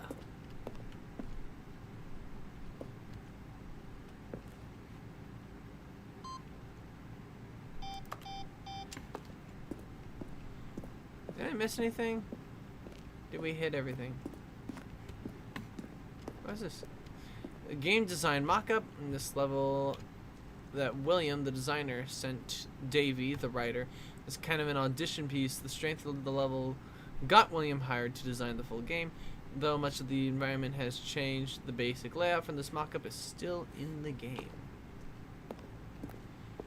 Employee 427's office. From left to right, the evolution of Stanley's office over time. The first was created in November 2011, the second in March 2012, and the third February 2013. I think it's like making the environment feel more lived in, which is very important when you're creating an office space. An office space is one of those things that feels both artificial and lived in all at once, and it's like, I don't know, it's interesting to see how they put this together. Hey, Banjo-Kazooie Nuts and Bolts kind of insulted people who liked the first 2 games, so maybe they made the right call. Yeah. Banjo-Kazooie Nuts and Bolts is not a game that is well liked. What the fuck? Did I miss something? Hang on. Wait a minute. First off. Okay, that's the original version. This is the very first incarnation of the freedom ending in the game's alpha. Ooh, the boss's office. The boss's office. Here we go. Screens from the boss's office development. The office clock. It's never actually reading the time that you put in. Wait. No, it's still not reading the time as I put it in. Oh, look, the lounge chairs. The underground mind control facility. Another version of the underground portion of the game. Yeah, I like the way escape is just written in pen. Narration outtakes. Kevin Briding, the voice of the narrator, recorded dialogue for the entire game roughly 3 separate times over 2 years of development. These clips. Now look closely, Stanley. See how it's impossible for the player to do anything in this room. Perfect example of poor level design. Textbook mistake. It's the kind of thing you'd pick up on intuitively if you had even the most fundamental understanding of good and bad game design. But of course, you being you, you'll probably spend the next hour trying to solve it. Here, I'm just going to make this easy on you.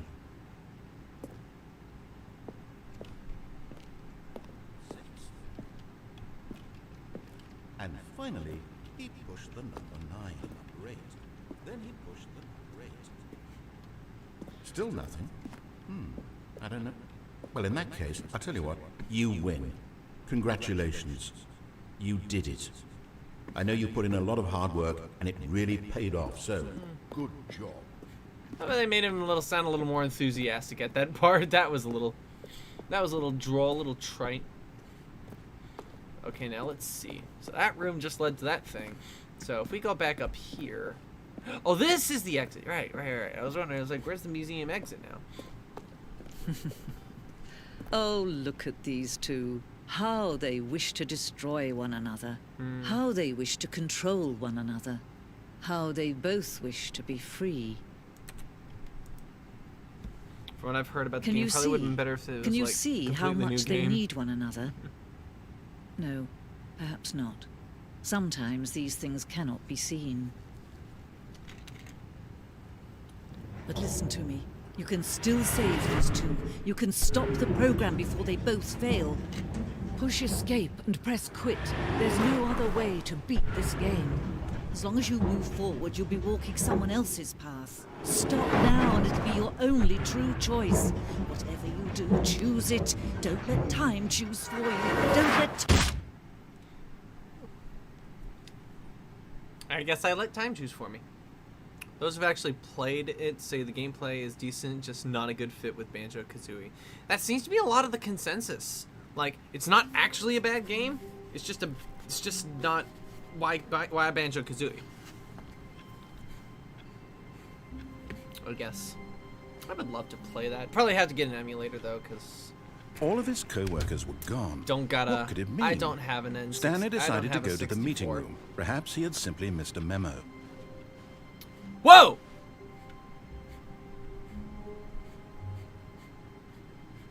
I know, guys. We want to do the new content. We gotta do the new content. Come on.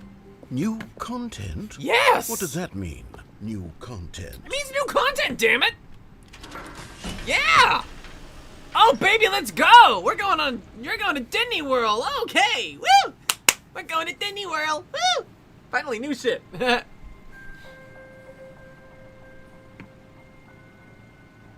Hello, and thank you for playing the Stanley Parable Ultra Deluxe. As you may know, the Stanley Parable was a video game released in 2013 on home computers. Yeah, that was a thing. After receiving critical and commercial success, it was expanded upon in 2022 with the Stanley Parable Ultra Deluxe, Nice. a reimagining of the game for consoles and home computers.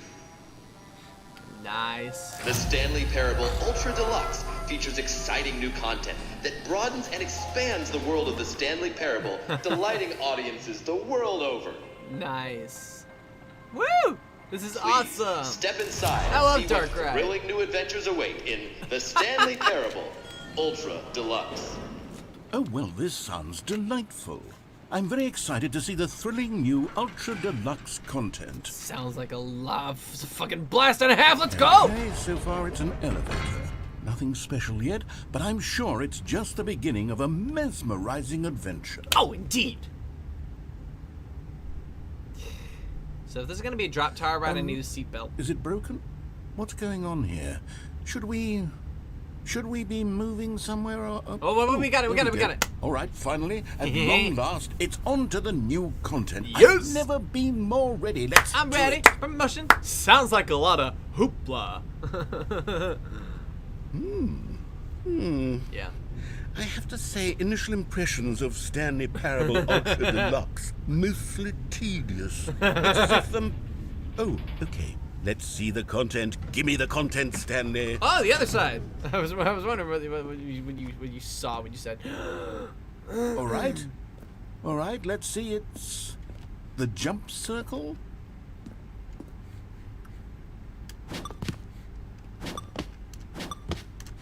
Oh, I can jump. Only in the circle, huh? Whee! One Dutch, two Dutch queens of the double Dutch. Woo! 9 little monkeys jumping on the bed. One fell off and bumped his head. Oh, that was fun. Is that it? Surely that's not all Wait. the new content. There has to be something else, right? You're right. There does.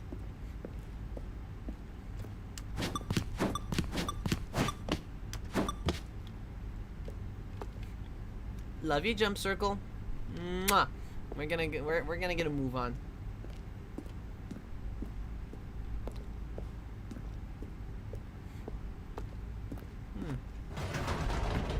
Goodness. Another elevator. I'm Stanley, making I have to say, initial impressions of this game are not positive. It's just elevators and jumping. Is this what passes for exciting new content? If this is new content, then I could just read you the whole dictionary. There's 20 hours of new content right there. Hell, I could counter 30 trillion. You could put that on the box. The Stanley Parable Ultra Deluxe, now with over 1,000 hours of new content. And if... Oh, wait. There's more. Very good. Yes. I knew there had to be something else. Let's see it.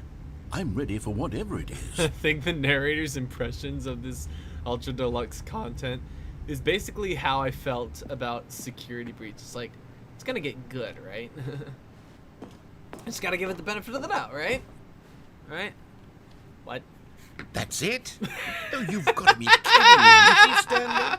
This is what happens when greedy video game developers with no respect for their fan base rush a cheap expansion to market for no reason other than to make an easy dollar. And don't get me started on the level of craftsmanship that's gone into it. In fact, I'm looking right now at the game's achievements, and it's hard to believe one of them actually says, "Test achievement, please ignore." What quality assurance department signed off on this? I'm infuriated and I'm offended, and I intend to find these people on Twitter and hold them personally accountable. Damn straight! It's my fault, Stanley. I built up too much anticipation around the new content, I'm afraid. It could never have lived up to such expectations. So If lofty. you're still with me, why don't we just reset the game and we'll try to get back to what the Stanley Parable is really about. No frills, no gimmicks. Just you and me having a great time together like always. What do you say, friend? Have you really been my friend? Been a little bit of an asshole. The motherfucker went and did it. He ruined everything. Psst. Stanley, come over here. In the vent. I want to show you something.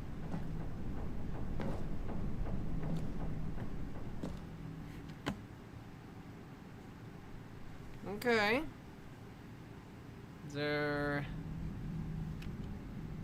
Okay, you remember how cheap and unsatisfying the new Ultra Deluxe content turned out to be? Well, it got me Yeah. thinking about the past and how much better the Stanley Parable used to be. So I made something special and tucked it away here where the game's developers won't find it. Just our little secret. Take a look. You gave me a motherfucking castle? Oh no, I bungalow. call it the Memory Zone. It's where I've been storing all my favorite memories so I can relive the peak experiences of my life whenever I want. Phone in an office chair Experiences just- like the launch of the Stanley Parable on PC. Here's some pretty flowers, honestly.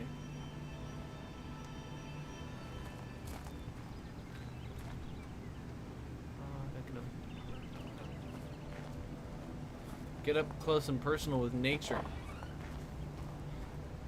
The Memory Zone. In memory of... You see, Stanley, doesn't the Memory Zone remind you of how wonderful Stanley Parable was before it was sullied with a cheap re-release? Remember back in October of 2013, when the game originally launched? Back then, video games had integrity. Back then, it all meant something. Oh, the waste. Indoors Monthly. The Stanley... What?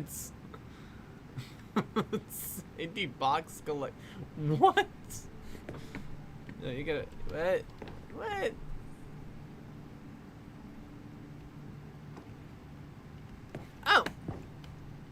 Oh! 2014 Independent Games Festival. Audience Awards Stanley Parable. That's awesome! The British Academy of Film and Television Arts awarded to Stanley Parable in the category of story. 2014. Taped over The Last of Us. Our First Kiss, My First Car, the release of Stanley Parable in 2013.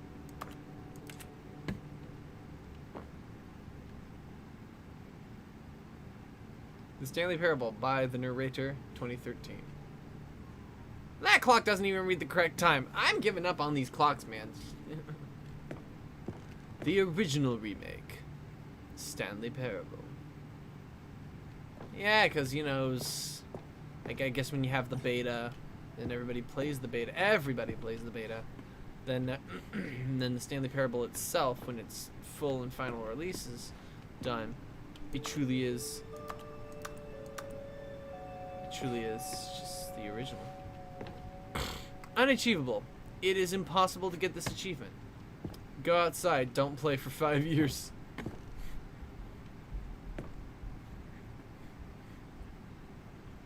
Beta, work in progress. The British Academy of Film and Television Arts Development Team nominee for the British Academy Award, the Stanley Parable Game Innovation. Nominee for Debut Game. Nominee for Story. Oh, so it was nominated for Story. It's gotta count for something. Los Angeles Times! Stanley Parable deals tough choices. I mean, sure, right?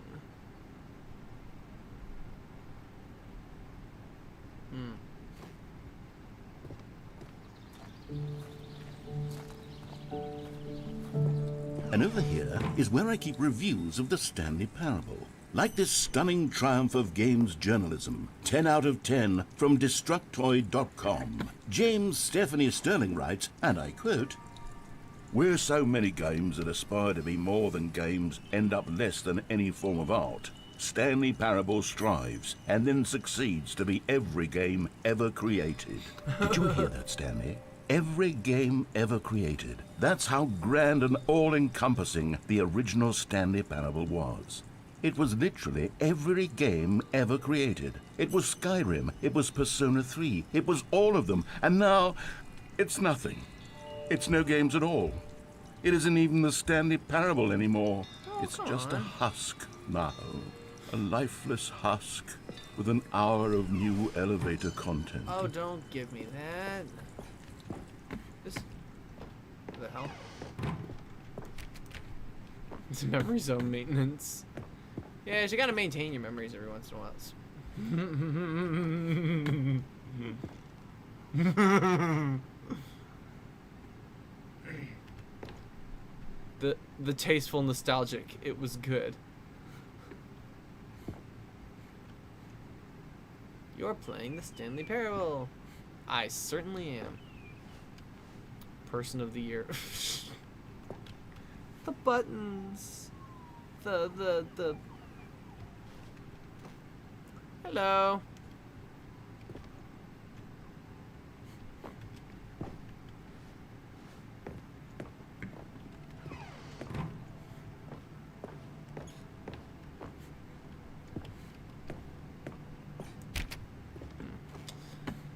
Guess that door will open eventually, yeah? Let's see. Your number is 29. Take a number. Eat your words, swallow your pride. People play games because of what they can do inside them, and your game is very good at letting them know they can't do anything. Literally anything. Here's another moving passage, this time from GameSpot.com. The Stanley Parable is both a richly stimulating commentary on the nature of choice in games and one that offers some of the most enjoyable, surprising, and rewarding choices I've ever been confronted with in a game. 9 out of 10. Don't you get it, Stanley? The game was perfect. It didn't need anything else. It didn't need new content. It just needed to be left alone, to spend the rest of time collecting dust in the hallowed hall of beloved video game memories. Now this is an interesting relic of the game in its existence. This is fascinating. Right here.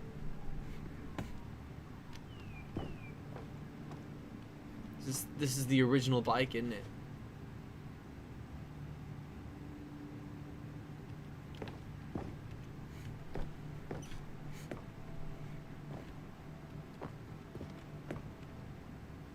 Oh, the Serious Room 2013.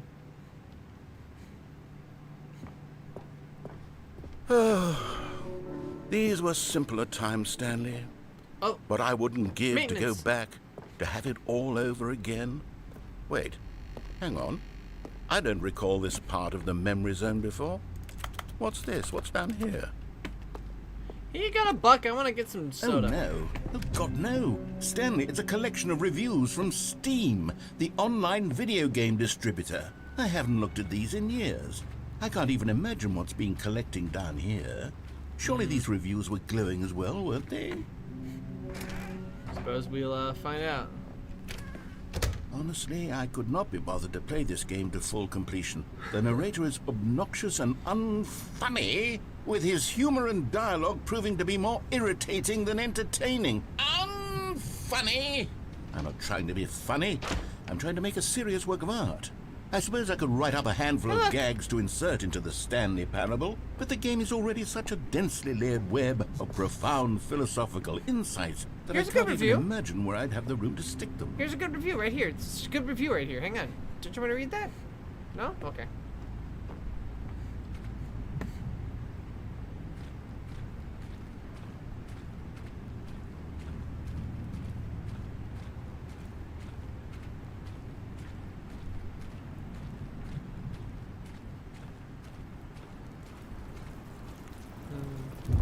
Here's another good review. You want to read that? Oh, that's not even a review at all. Are there Okay, reviews let's on see there? what this one says. Okay. While the idea for the game is good, for someone who prefers non-linear games, this preachiness gets annoying fast. Preachy? Stanley? I'm not preachy, am I? You can tell me if I'm preachy. Honestly, you can. Oh, goodness. This is actually quite shocking for me. Well, to be honest, I had always thought of the game's dialogue as being rather terse to begin with. You can't know how much fluff I cut from the game to get it to feel as light and airy as it... Well, I always thought it did, but maybe it wasn't. Oh dear. What an awful memory to have to hold on to. These black marks are my otherwise unimpeachable track record. Yeah, in fact, there's a good review right feel here. Why aren't you reading this? Like a failure. Like I let these people down. No. Perhaps the Stanley Parable isn't quite as sterling as I always remembered. So strange. I don't know if I like or hate the self-awareness now.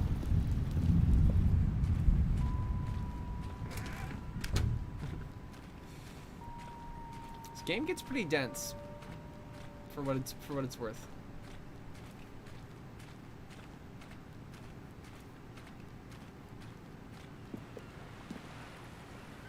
What's this one got to say? You constantly have to stop doing anything so the narrator can catch up with his long-winded explanations of what's happening. I wish there was a skip button. A skip button? Well, yes. Yes, I think we can do that. If I'm truly too preachy, then maybe letting you skip ahead for just a moment, surely it couldn't hurt. Not if it means we can strike these negative reviews from the record. Only positive reviews of the Stanley Parable.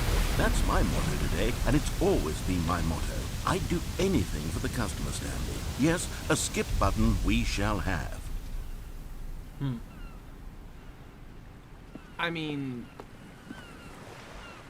does the Stanley Parable need a skip button? That's the... way to load in, huh? This office chair. Hear the tick, tick, tick of that clock? No game is perfect. That is true. But if you delight in the ridiculousness of it all, this game is worth the time to... something. And here it is. Go ahead and give it a shot. I'll pop you forward in time so that the second my incessant droning starts to bore you, with just the push of a button, you'll have zipped right past it. It's what the players have been asking for, well, and I'm very proud to have delivered. No more listening to me rambling on and on and on. No. The Stanley Parable is a game for the people. And if the people want silence, then by goodness, that's what they're going to get. Well, don't sit around waiting for me to shut up. Go ahead and make me shut up. Here, we'll pretend that I've just begun an interminable monologue, and it goes something like this.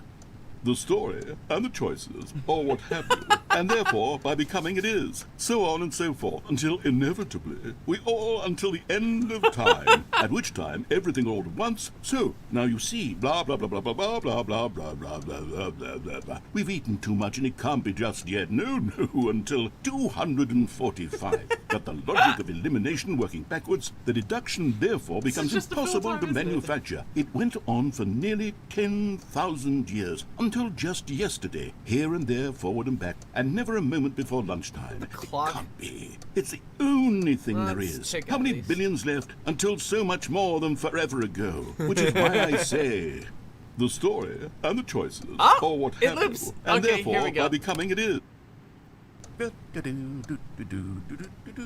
Oh, you're back, you see. You were only frozen in time for a few minutes, but it was plenty of time for me to deliver a long, rambling monologue full of unnecessary verbal flourishes and lengthy ruminations on the nature of choice in video games. Oh, is that what that was all about? I happen to believe it was perhaps one of my more profound such ruminations. Not that, of course, you need a description of it, but if I had to describe it, I'd say it was perhaps less of a rumination and more of a treatise.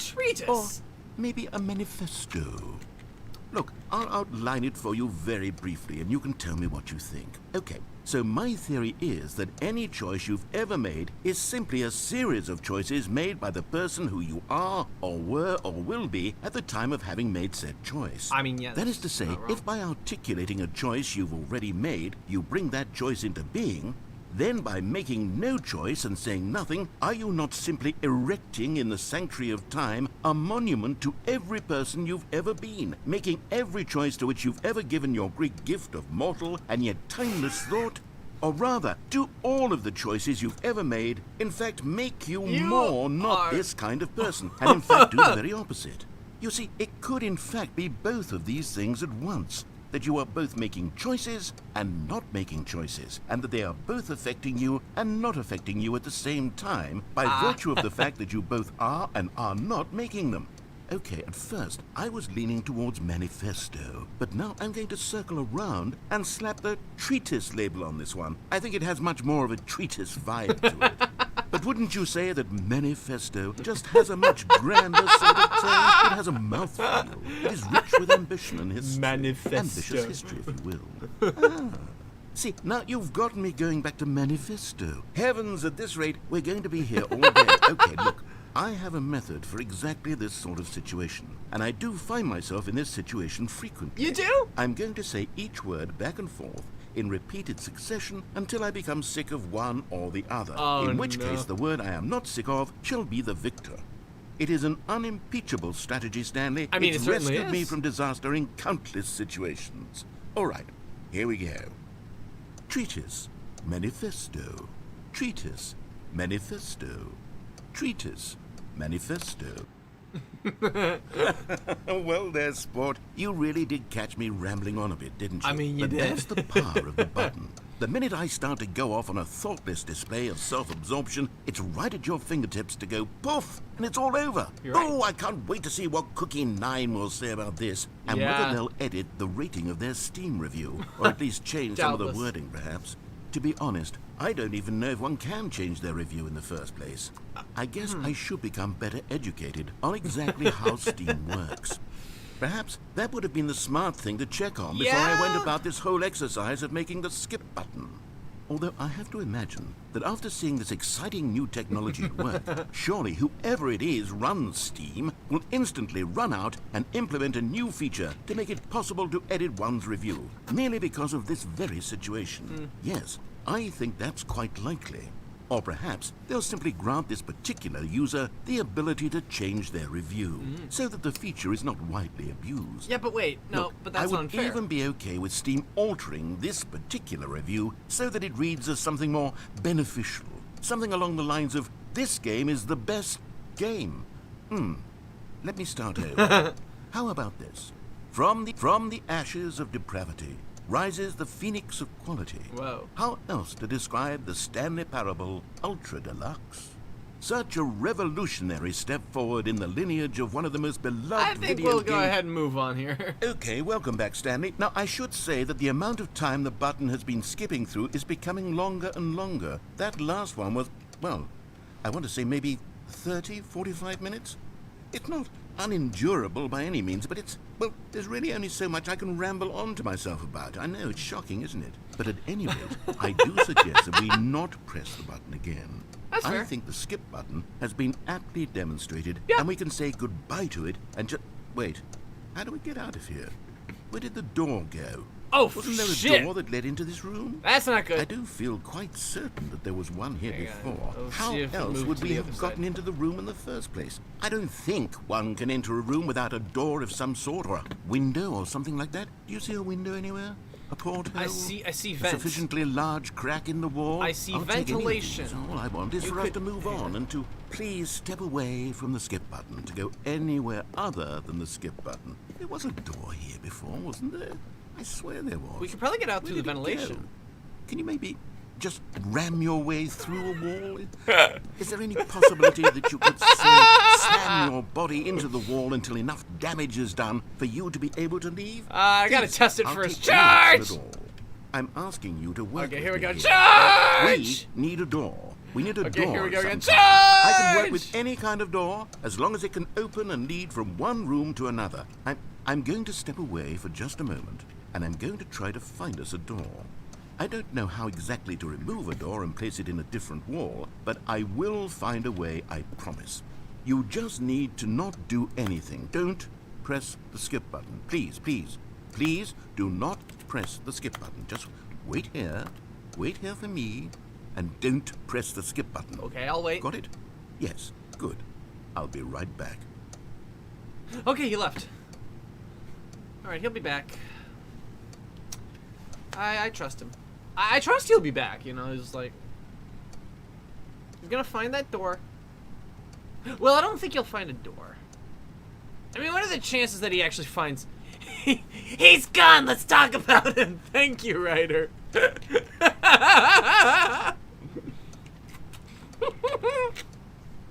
Thank you. That's brilliant. Ah, golden. Like this precious button.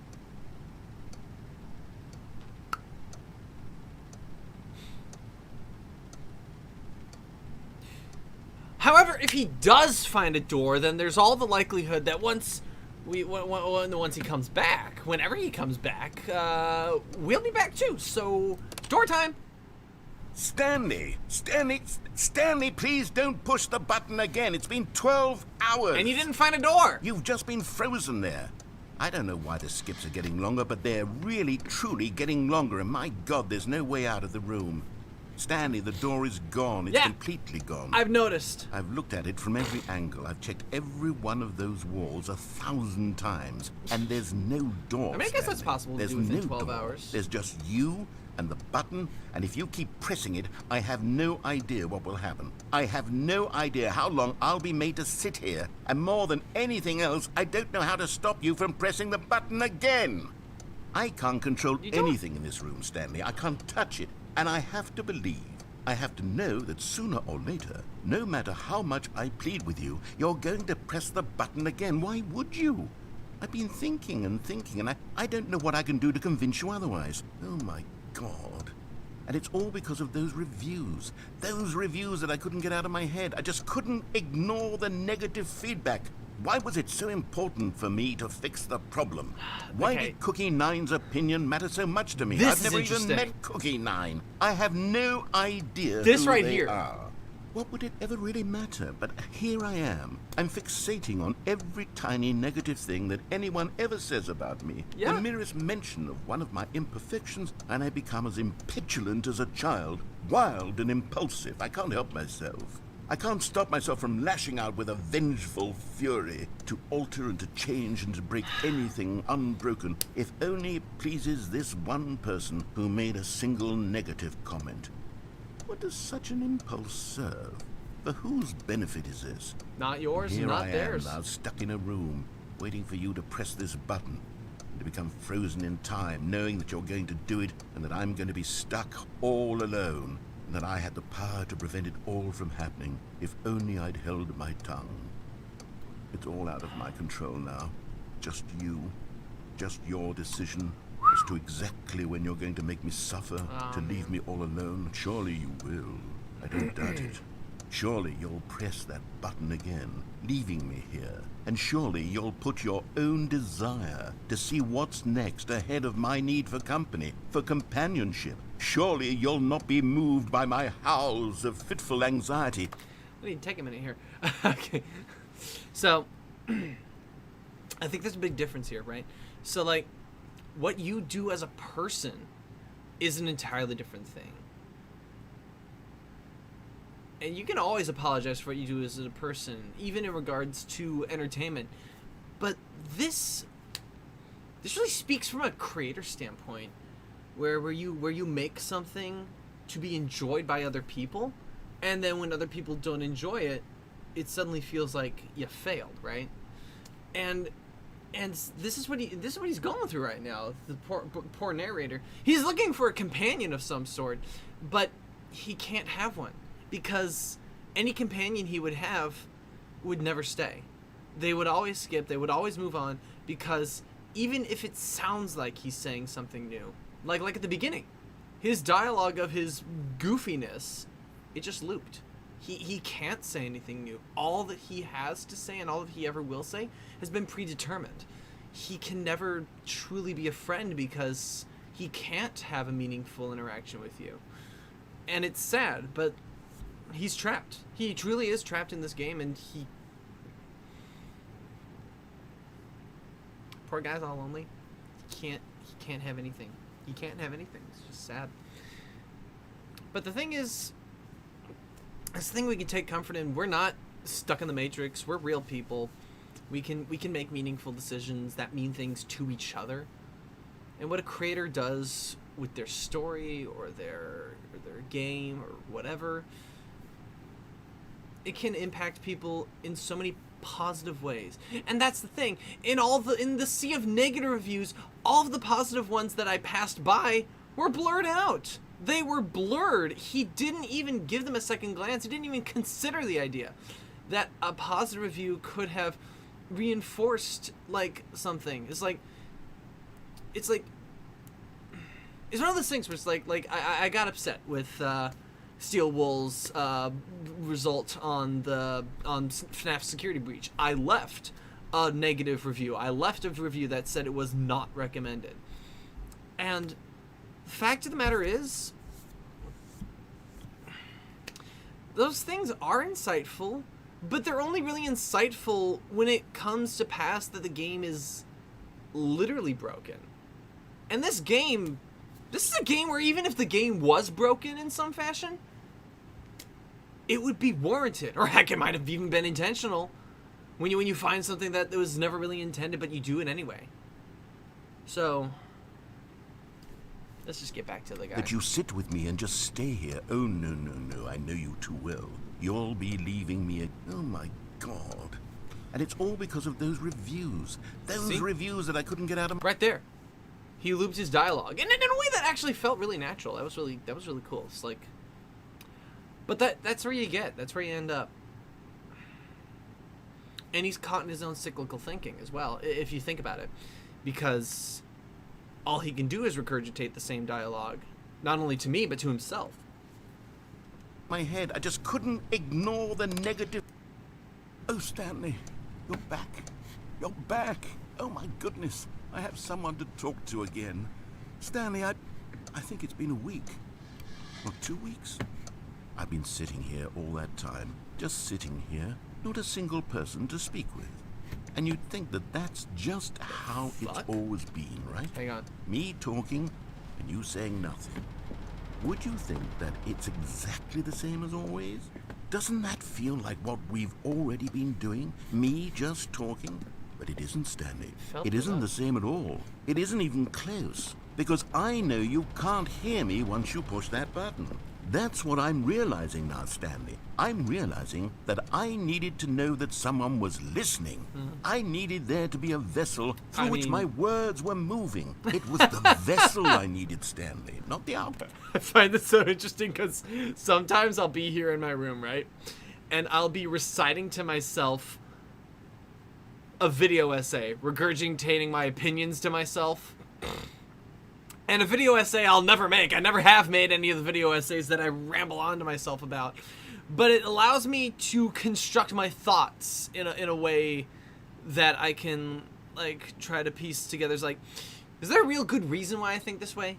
And, like, can I really piece my thoughts together in a way that I could explain them to people? Could I explain myself? It was really the answer here. It's like, I could explain myself, obviously. But, like, how much thought does a person have to put into it? You know, it's like, a video essay is a way to monetize your thoughts and opinions, but like, just to tell someone what you think of something could be as simple as, I like that thing. And it doesn't need to be anything more than that. This guy needs someone to listen. Fucking narcissist. Comes, not the story. None of that matters anymore. I'll give it all up. I'll give up every branching path. I'll burn my story to the ground. One single thing I need, and God, I can see now that I need it more than anything, is to know that someone else is taking it in. These words that I'm saying, I need to know you can hear me. Because maybe, Stanley, maybe, if you can hear me, then maybe it means I'm real. Oh, Lord. Maybe I'm not just a fiction. Oh, gosh. Was I scared of that all along? Perhaps. Yes. Perhaps I've been scared this whole time. But if I stop speaking, I'll slip backwards into the silence and be consumed by it. I can't be taken by it, Stanley. I can't lose myself in the stretch of emptiness between you and me. When you press that button, you're still right there, but I know you're so tremendously far away. And in those moments, the emptiness folds itself outward in between the two of us. I am suspended in its unyielding quietness. I can feel the edges of my reality curdling inward and decaying. Weren't we just talking about, like, this kind of disassociative... We know we're real and we're not trapped in the Matrix thing, and this poor guy, who we know is trapped in his own Matrix, he can't escape? Fuck, man. It's like if you met a fictional character. And this is meeting a fictional character in the most literal sense, where you cannot meaningfully interact with them.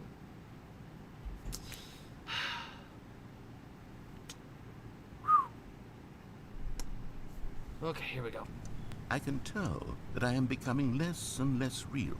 Yet to speak to you now, I am alive. I am truly and completely here. I am a being. I am someone. Are you? I am something. You're a I am voice. being listened to. I am being recognized. As a voice. The emptiness between us has collapsed, and I feel right now like I am not a work of fiction. Man, you I need to feel wake as up. though I occupy space in this world again. gotta wake up! And I've cast a shadow onto the wall. You see what I'm saying, don't you? You can see what this means to me. Oh, yeah, no, I'm so I know. clear about it now, Stanley. I feel as certain about this as I've ever felt about anything at all. I mean, you would. I feel renewed. I feel restored, and already I can sense the looming silence as you will press the Okay. button for the next time. What a terrible dread it strokes in my heart to think of it. Yeah, to probably. think of returning to such coldness. Come, let us sit in silence together here for just a moment. Okay. Let us anticipate it. Let us welcome it. Let us not run from it. Yeah.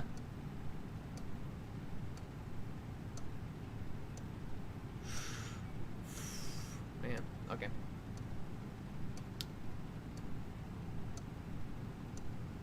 I've tried to better myself. We all try. We all do.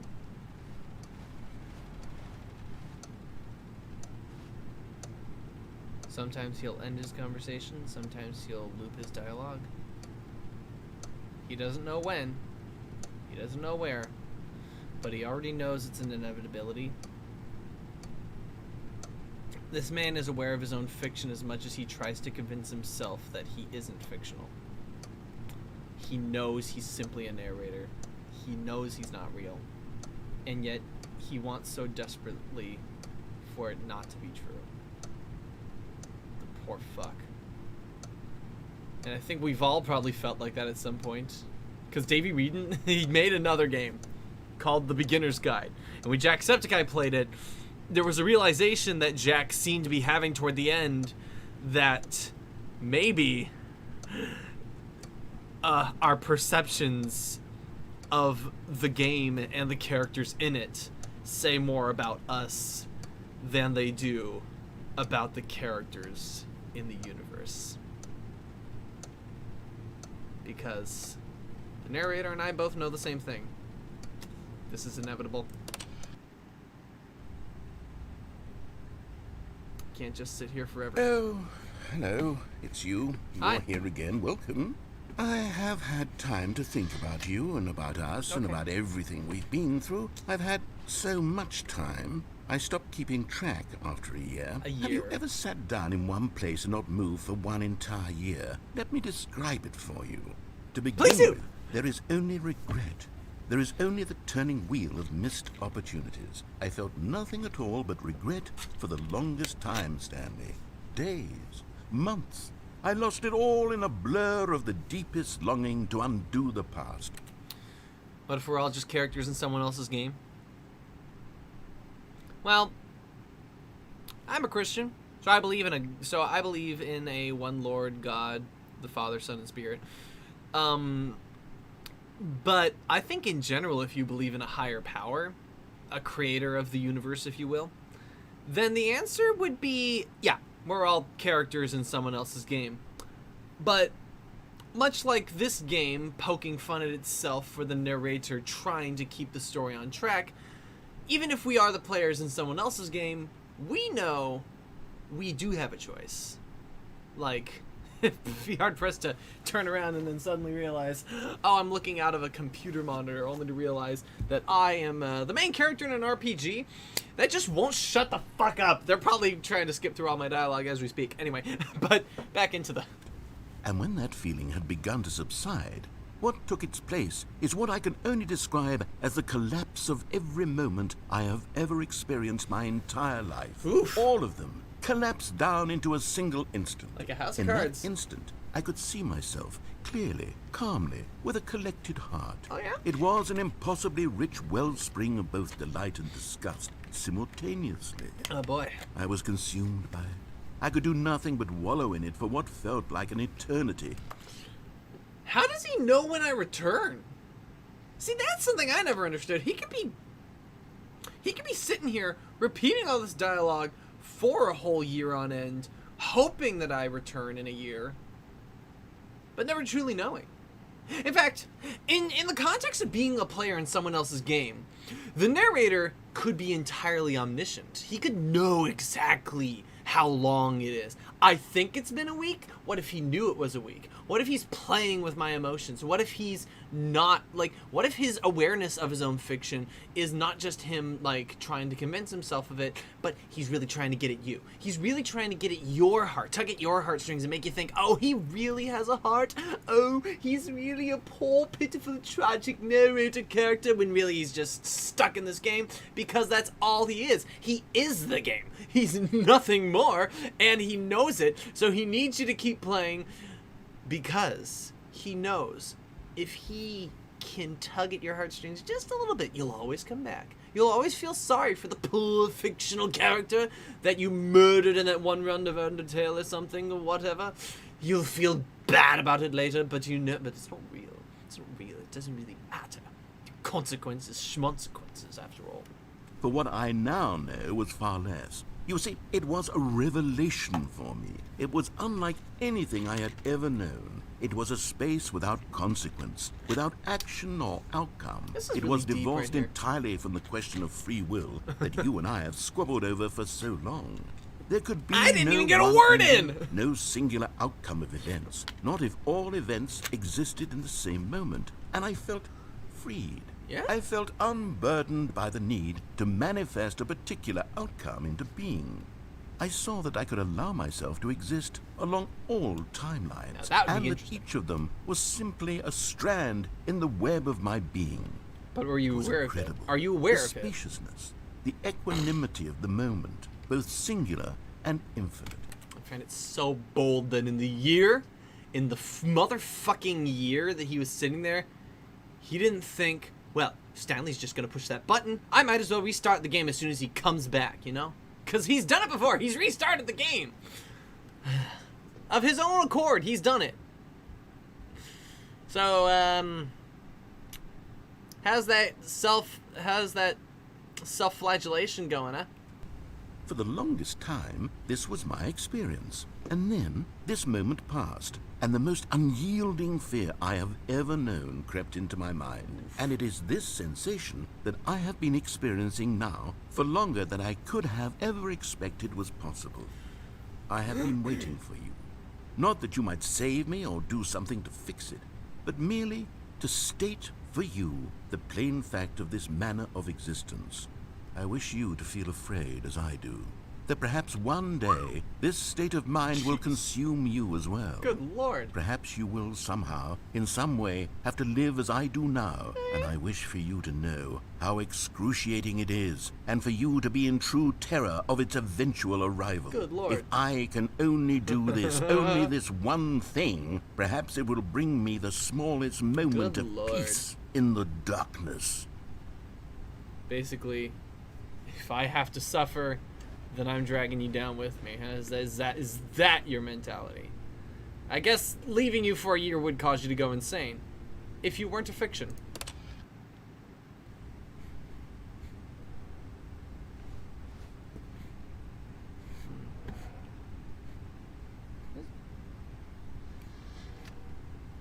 Was that just breathing? Did I hear him breathing? I don't think he even realizes I'm back yet. Oh, wait.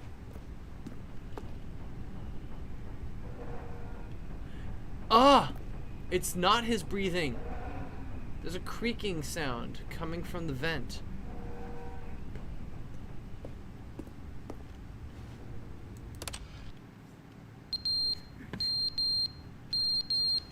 Anybody want to replace the batteries of that smoke alarm right there?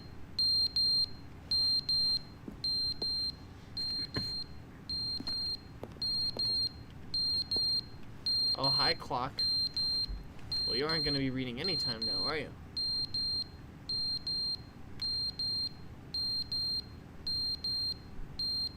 Something incorporated clock. I can barely read that.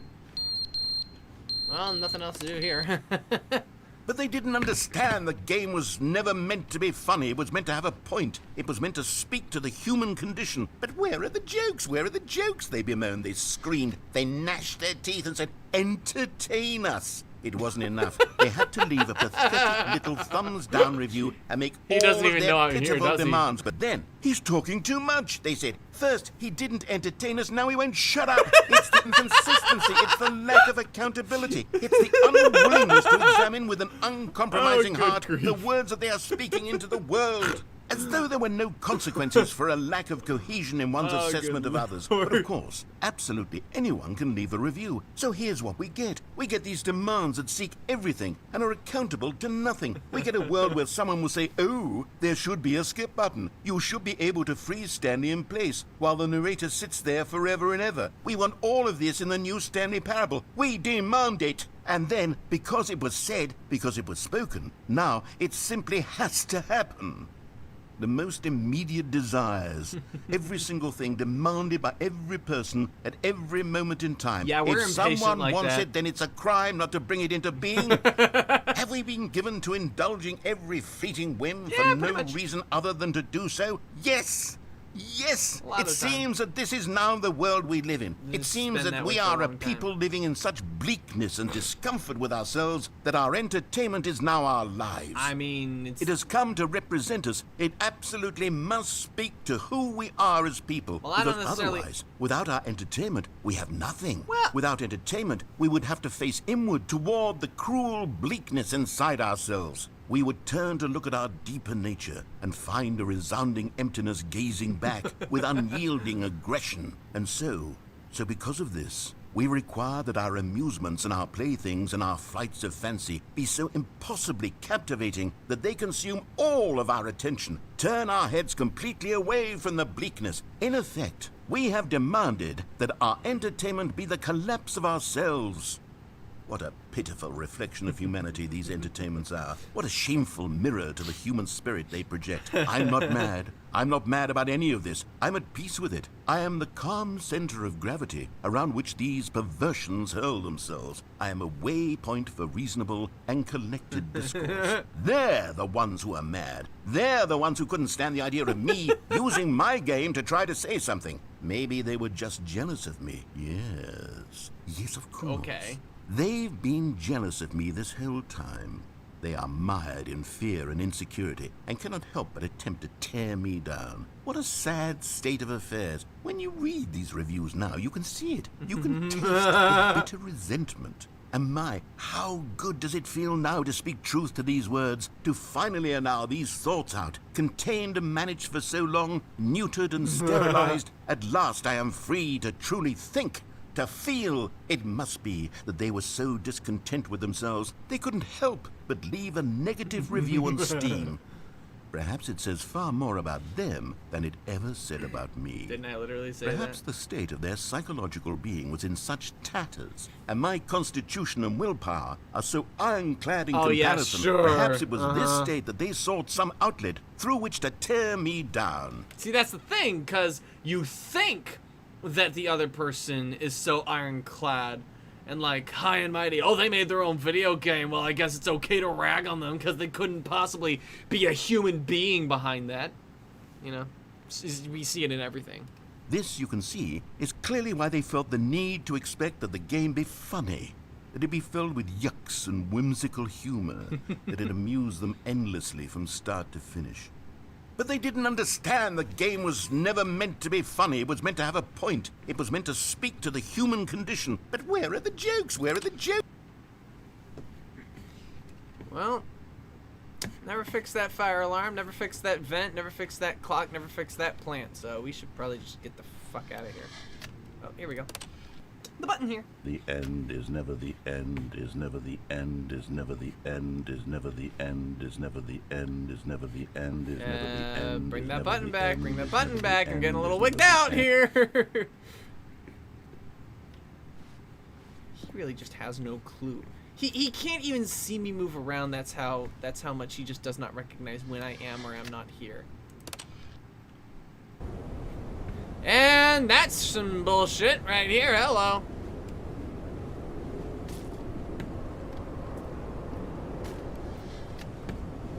Well, we're getting a little tore down. No, it's daytime. Daytime. Is everyone dead? Is COVID gone? A little longer, we might be able to walk on out of here. Okay, not fucking yet, but hey, that plant's doing a lot better. Okay, maybe not the original plant, but his buddies came in. Look at this. Look at this. It's a motherfucking greenhouse in here. Look at this. Look at this. I could just stay. Yes. Yes, I think that's what I'll do. I'll stay here. Tend to the garden. Keep it from dying. But what would it happen? Well, what would it really mean if I took care of this garden? Would it really change anything? This berry's flat. Good fucking lord, they are. The berries are flat. They aren't even polygons. They're just flat textures made to imply the existence of berries. What is this world? Yeah, that was to be expected, probably, by someone, somewhere. Well, the air raid sirens blare. I don't want to stick around long enough to find out what the hell that noise was, either. Button, button, button, button. Who's got the button? Oh, good lord. Oh! Escape. Escape. A means of fleeing. Now, where we go from here may very potentially be up to us. Well, this got really motherfucking existential, didn't it?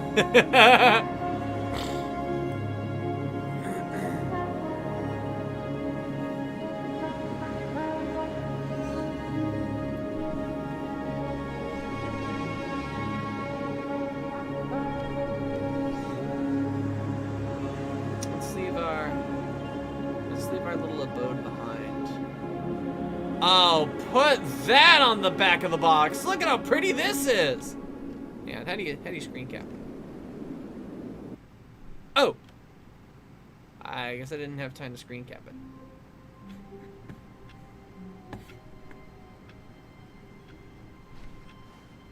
All of his co-workers were gone. What could it mean? All right. Stanley decided to go to the meeting room. Perhaps he had simply missed a memo.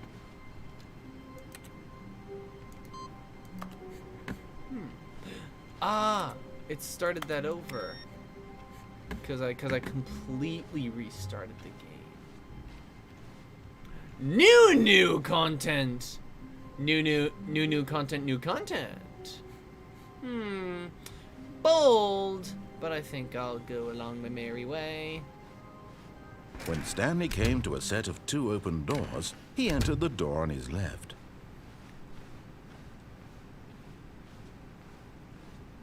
Yet there was not a single person here either.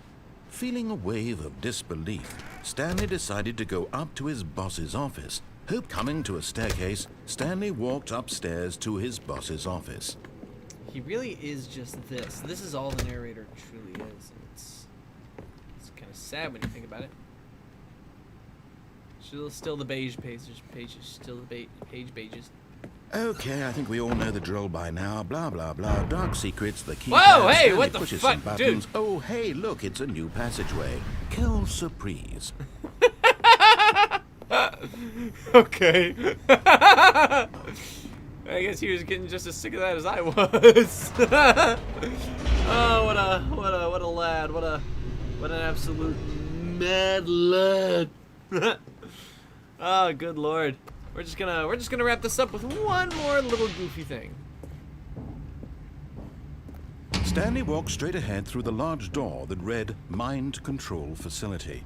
I think this is the best way to cap it off.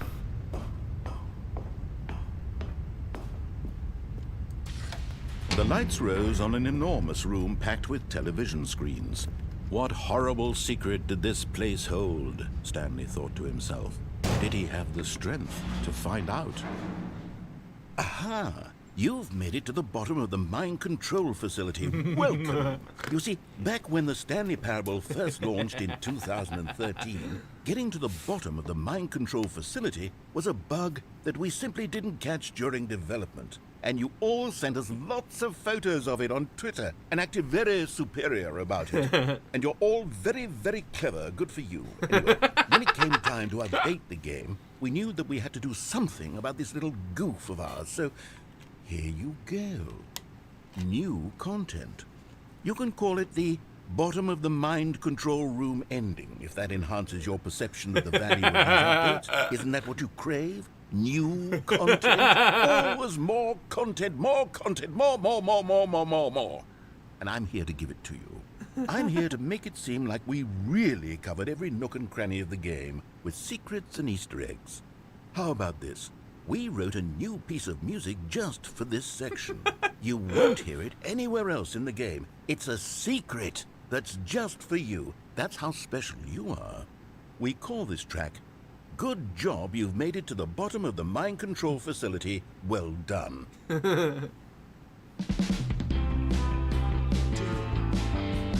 Good job, you did it. Good job. 3, 2, 1. Good job, you made it to the bottom of the mind control facility. You jumped on the catwalk. You should have been careful. You should have been careful.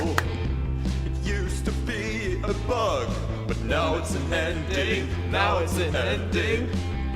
I believe in you. I believe in your ability to cross this barrier and chase your dreams. Yeah. But railings don't mean anything. No, they really don't. Good job, you did it. Good job, you did it. Oh, yeah. Good job, you did it. Good job, you did it. 2 more. Good job, you did it. Good job, you did it. 2 more. Good job, you did it. Good job, 1 you more. did it. Good job, you did it. Good job, you did it.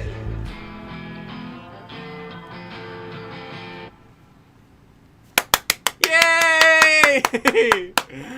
And I think that is where we'll cap it off tonight. You know, we had a good time. It's almost 9 o'clock. While I may end up, like, in some proxy, cutting things short just a little bit, we'll return to the Stanley Parable next week and see what else this game has to offer, because fuck it, it's enjoyable and fun and goofy, and I get a kick out of it. So thank y'all for joining me on this ridiculous, redunculous adventure. And until the next time, remember to take care, stay safe, and take the door on your left. I mean, be kind in all that you do. Goodbye, everybody!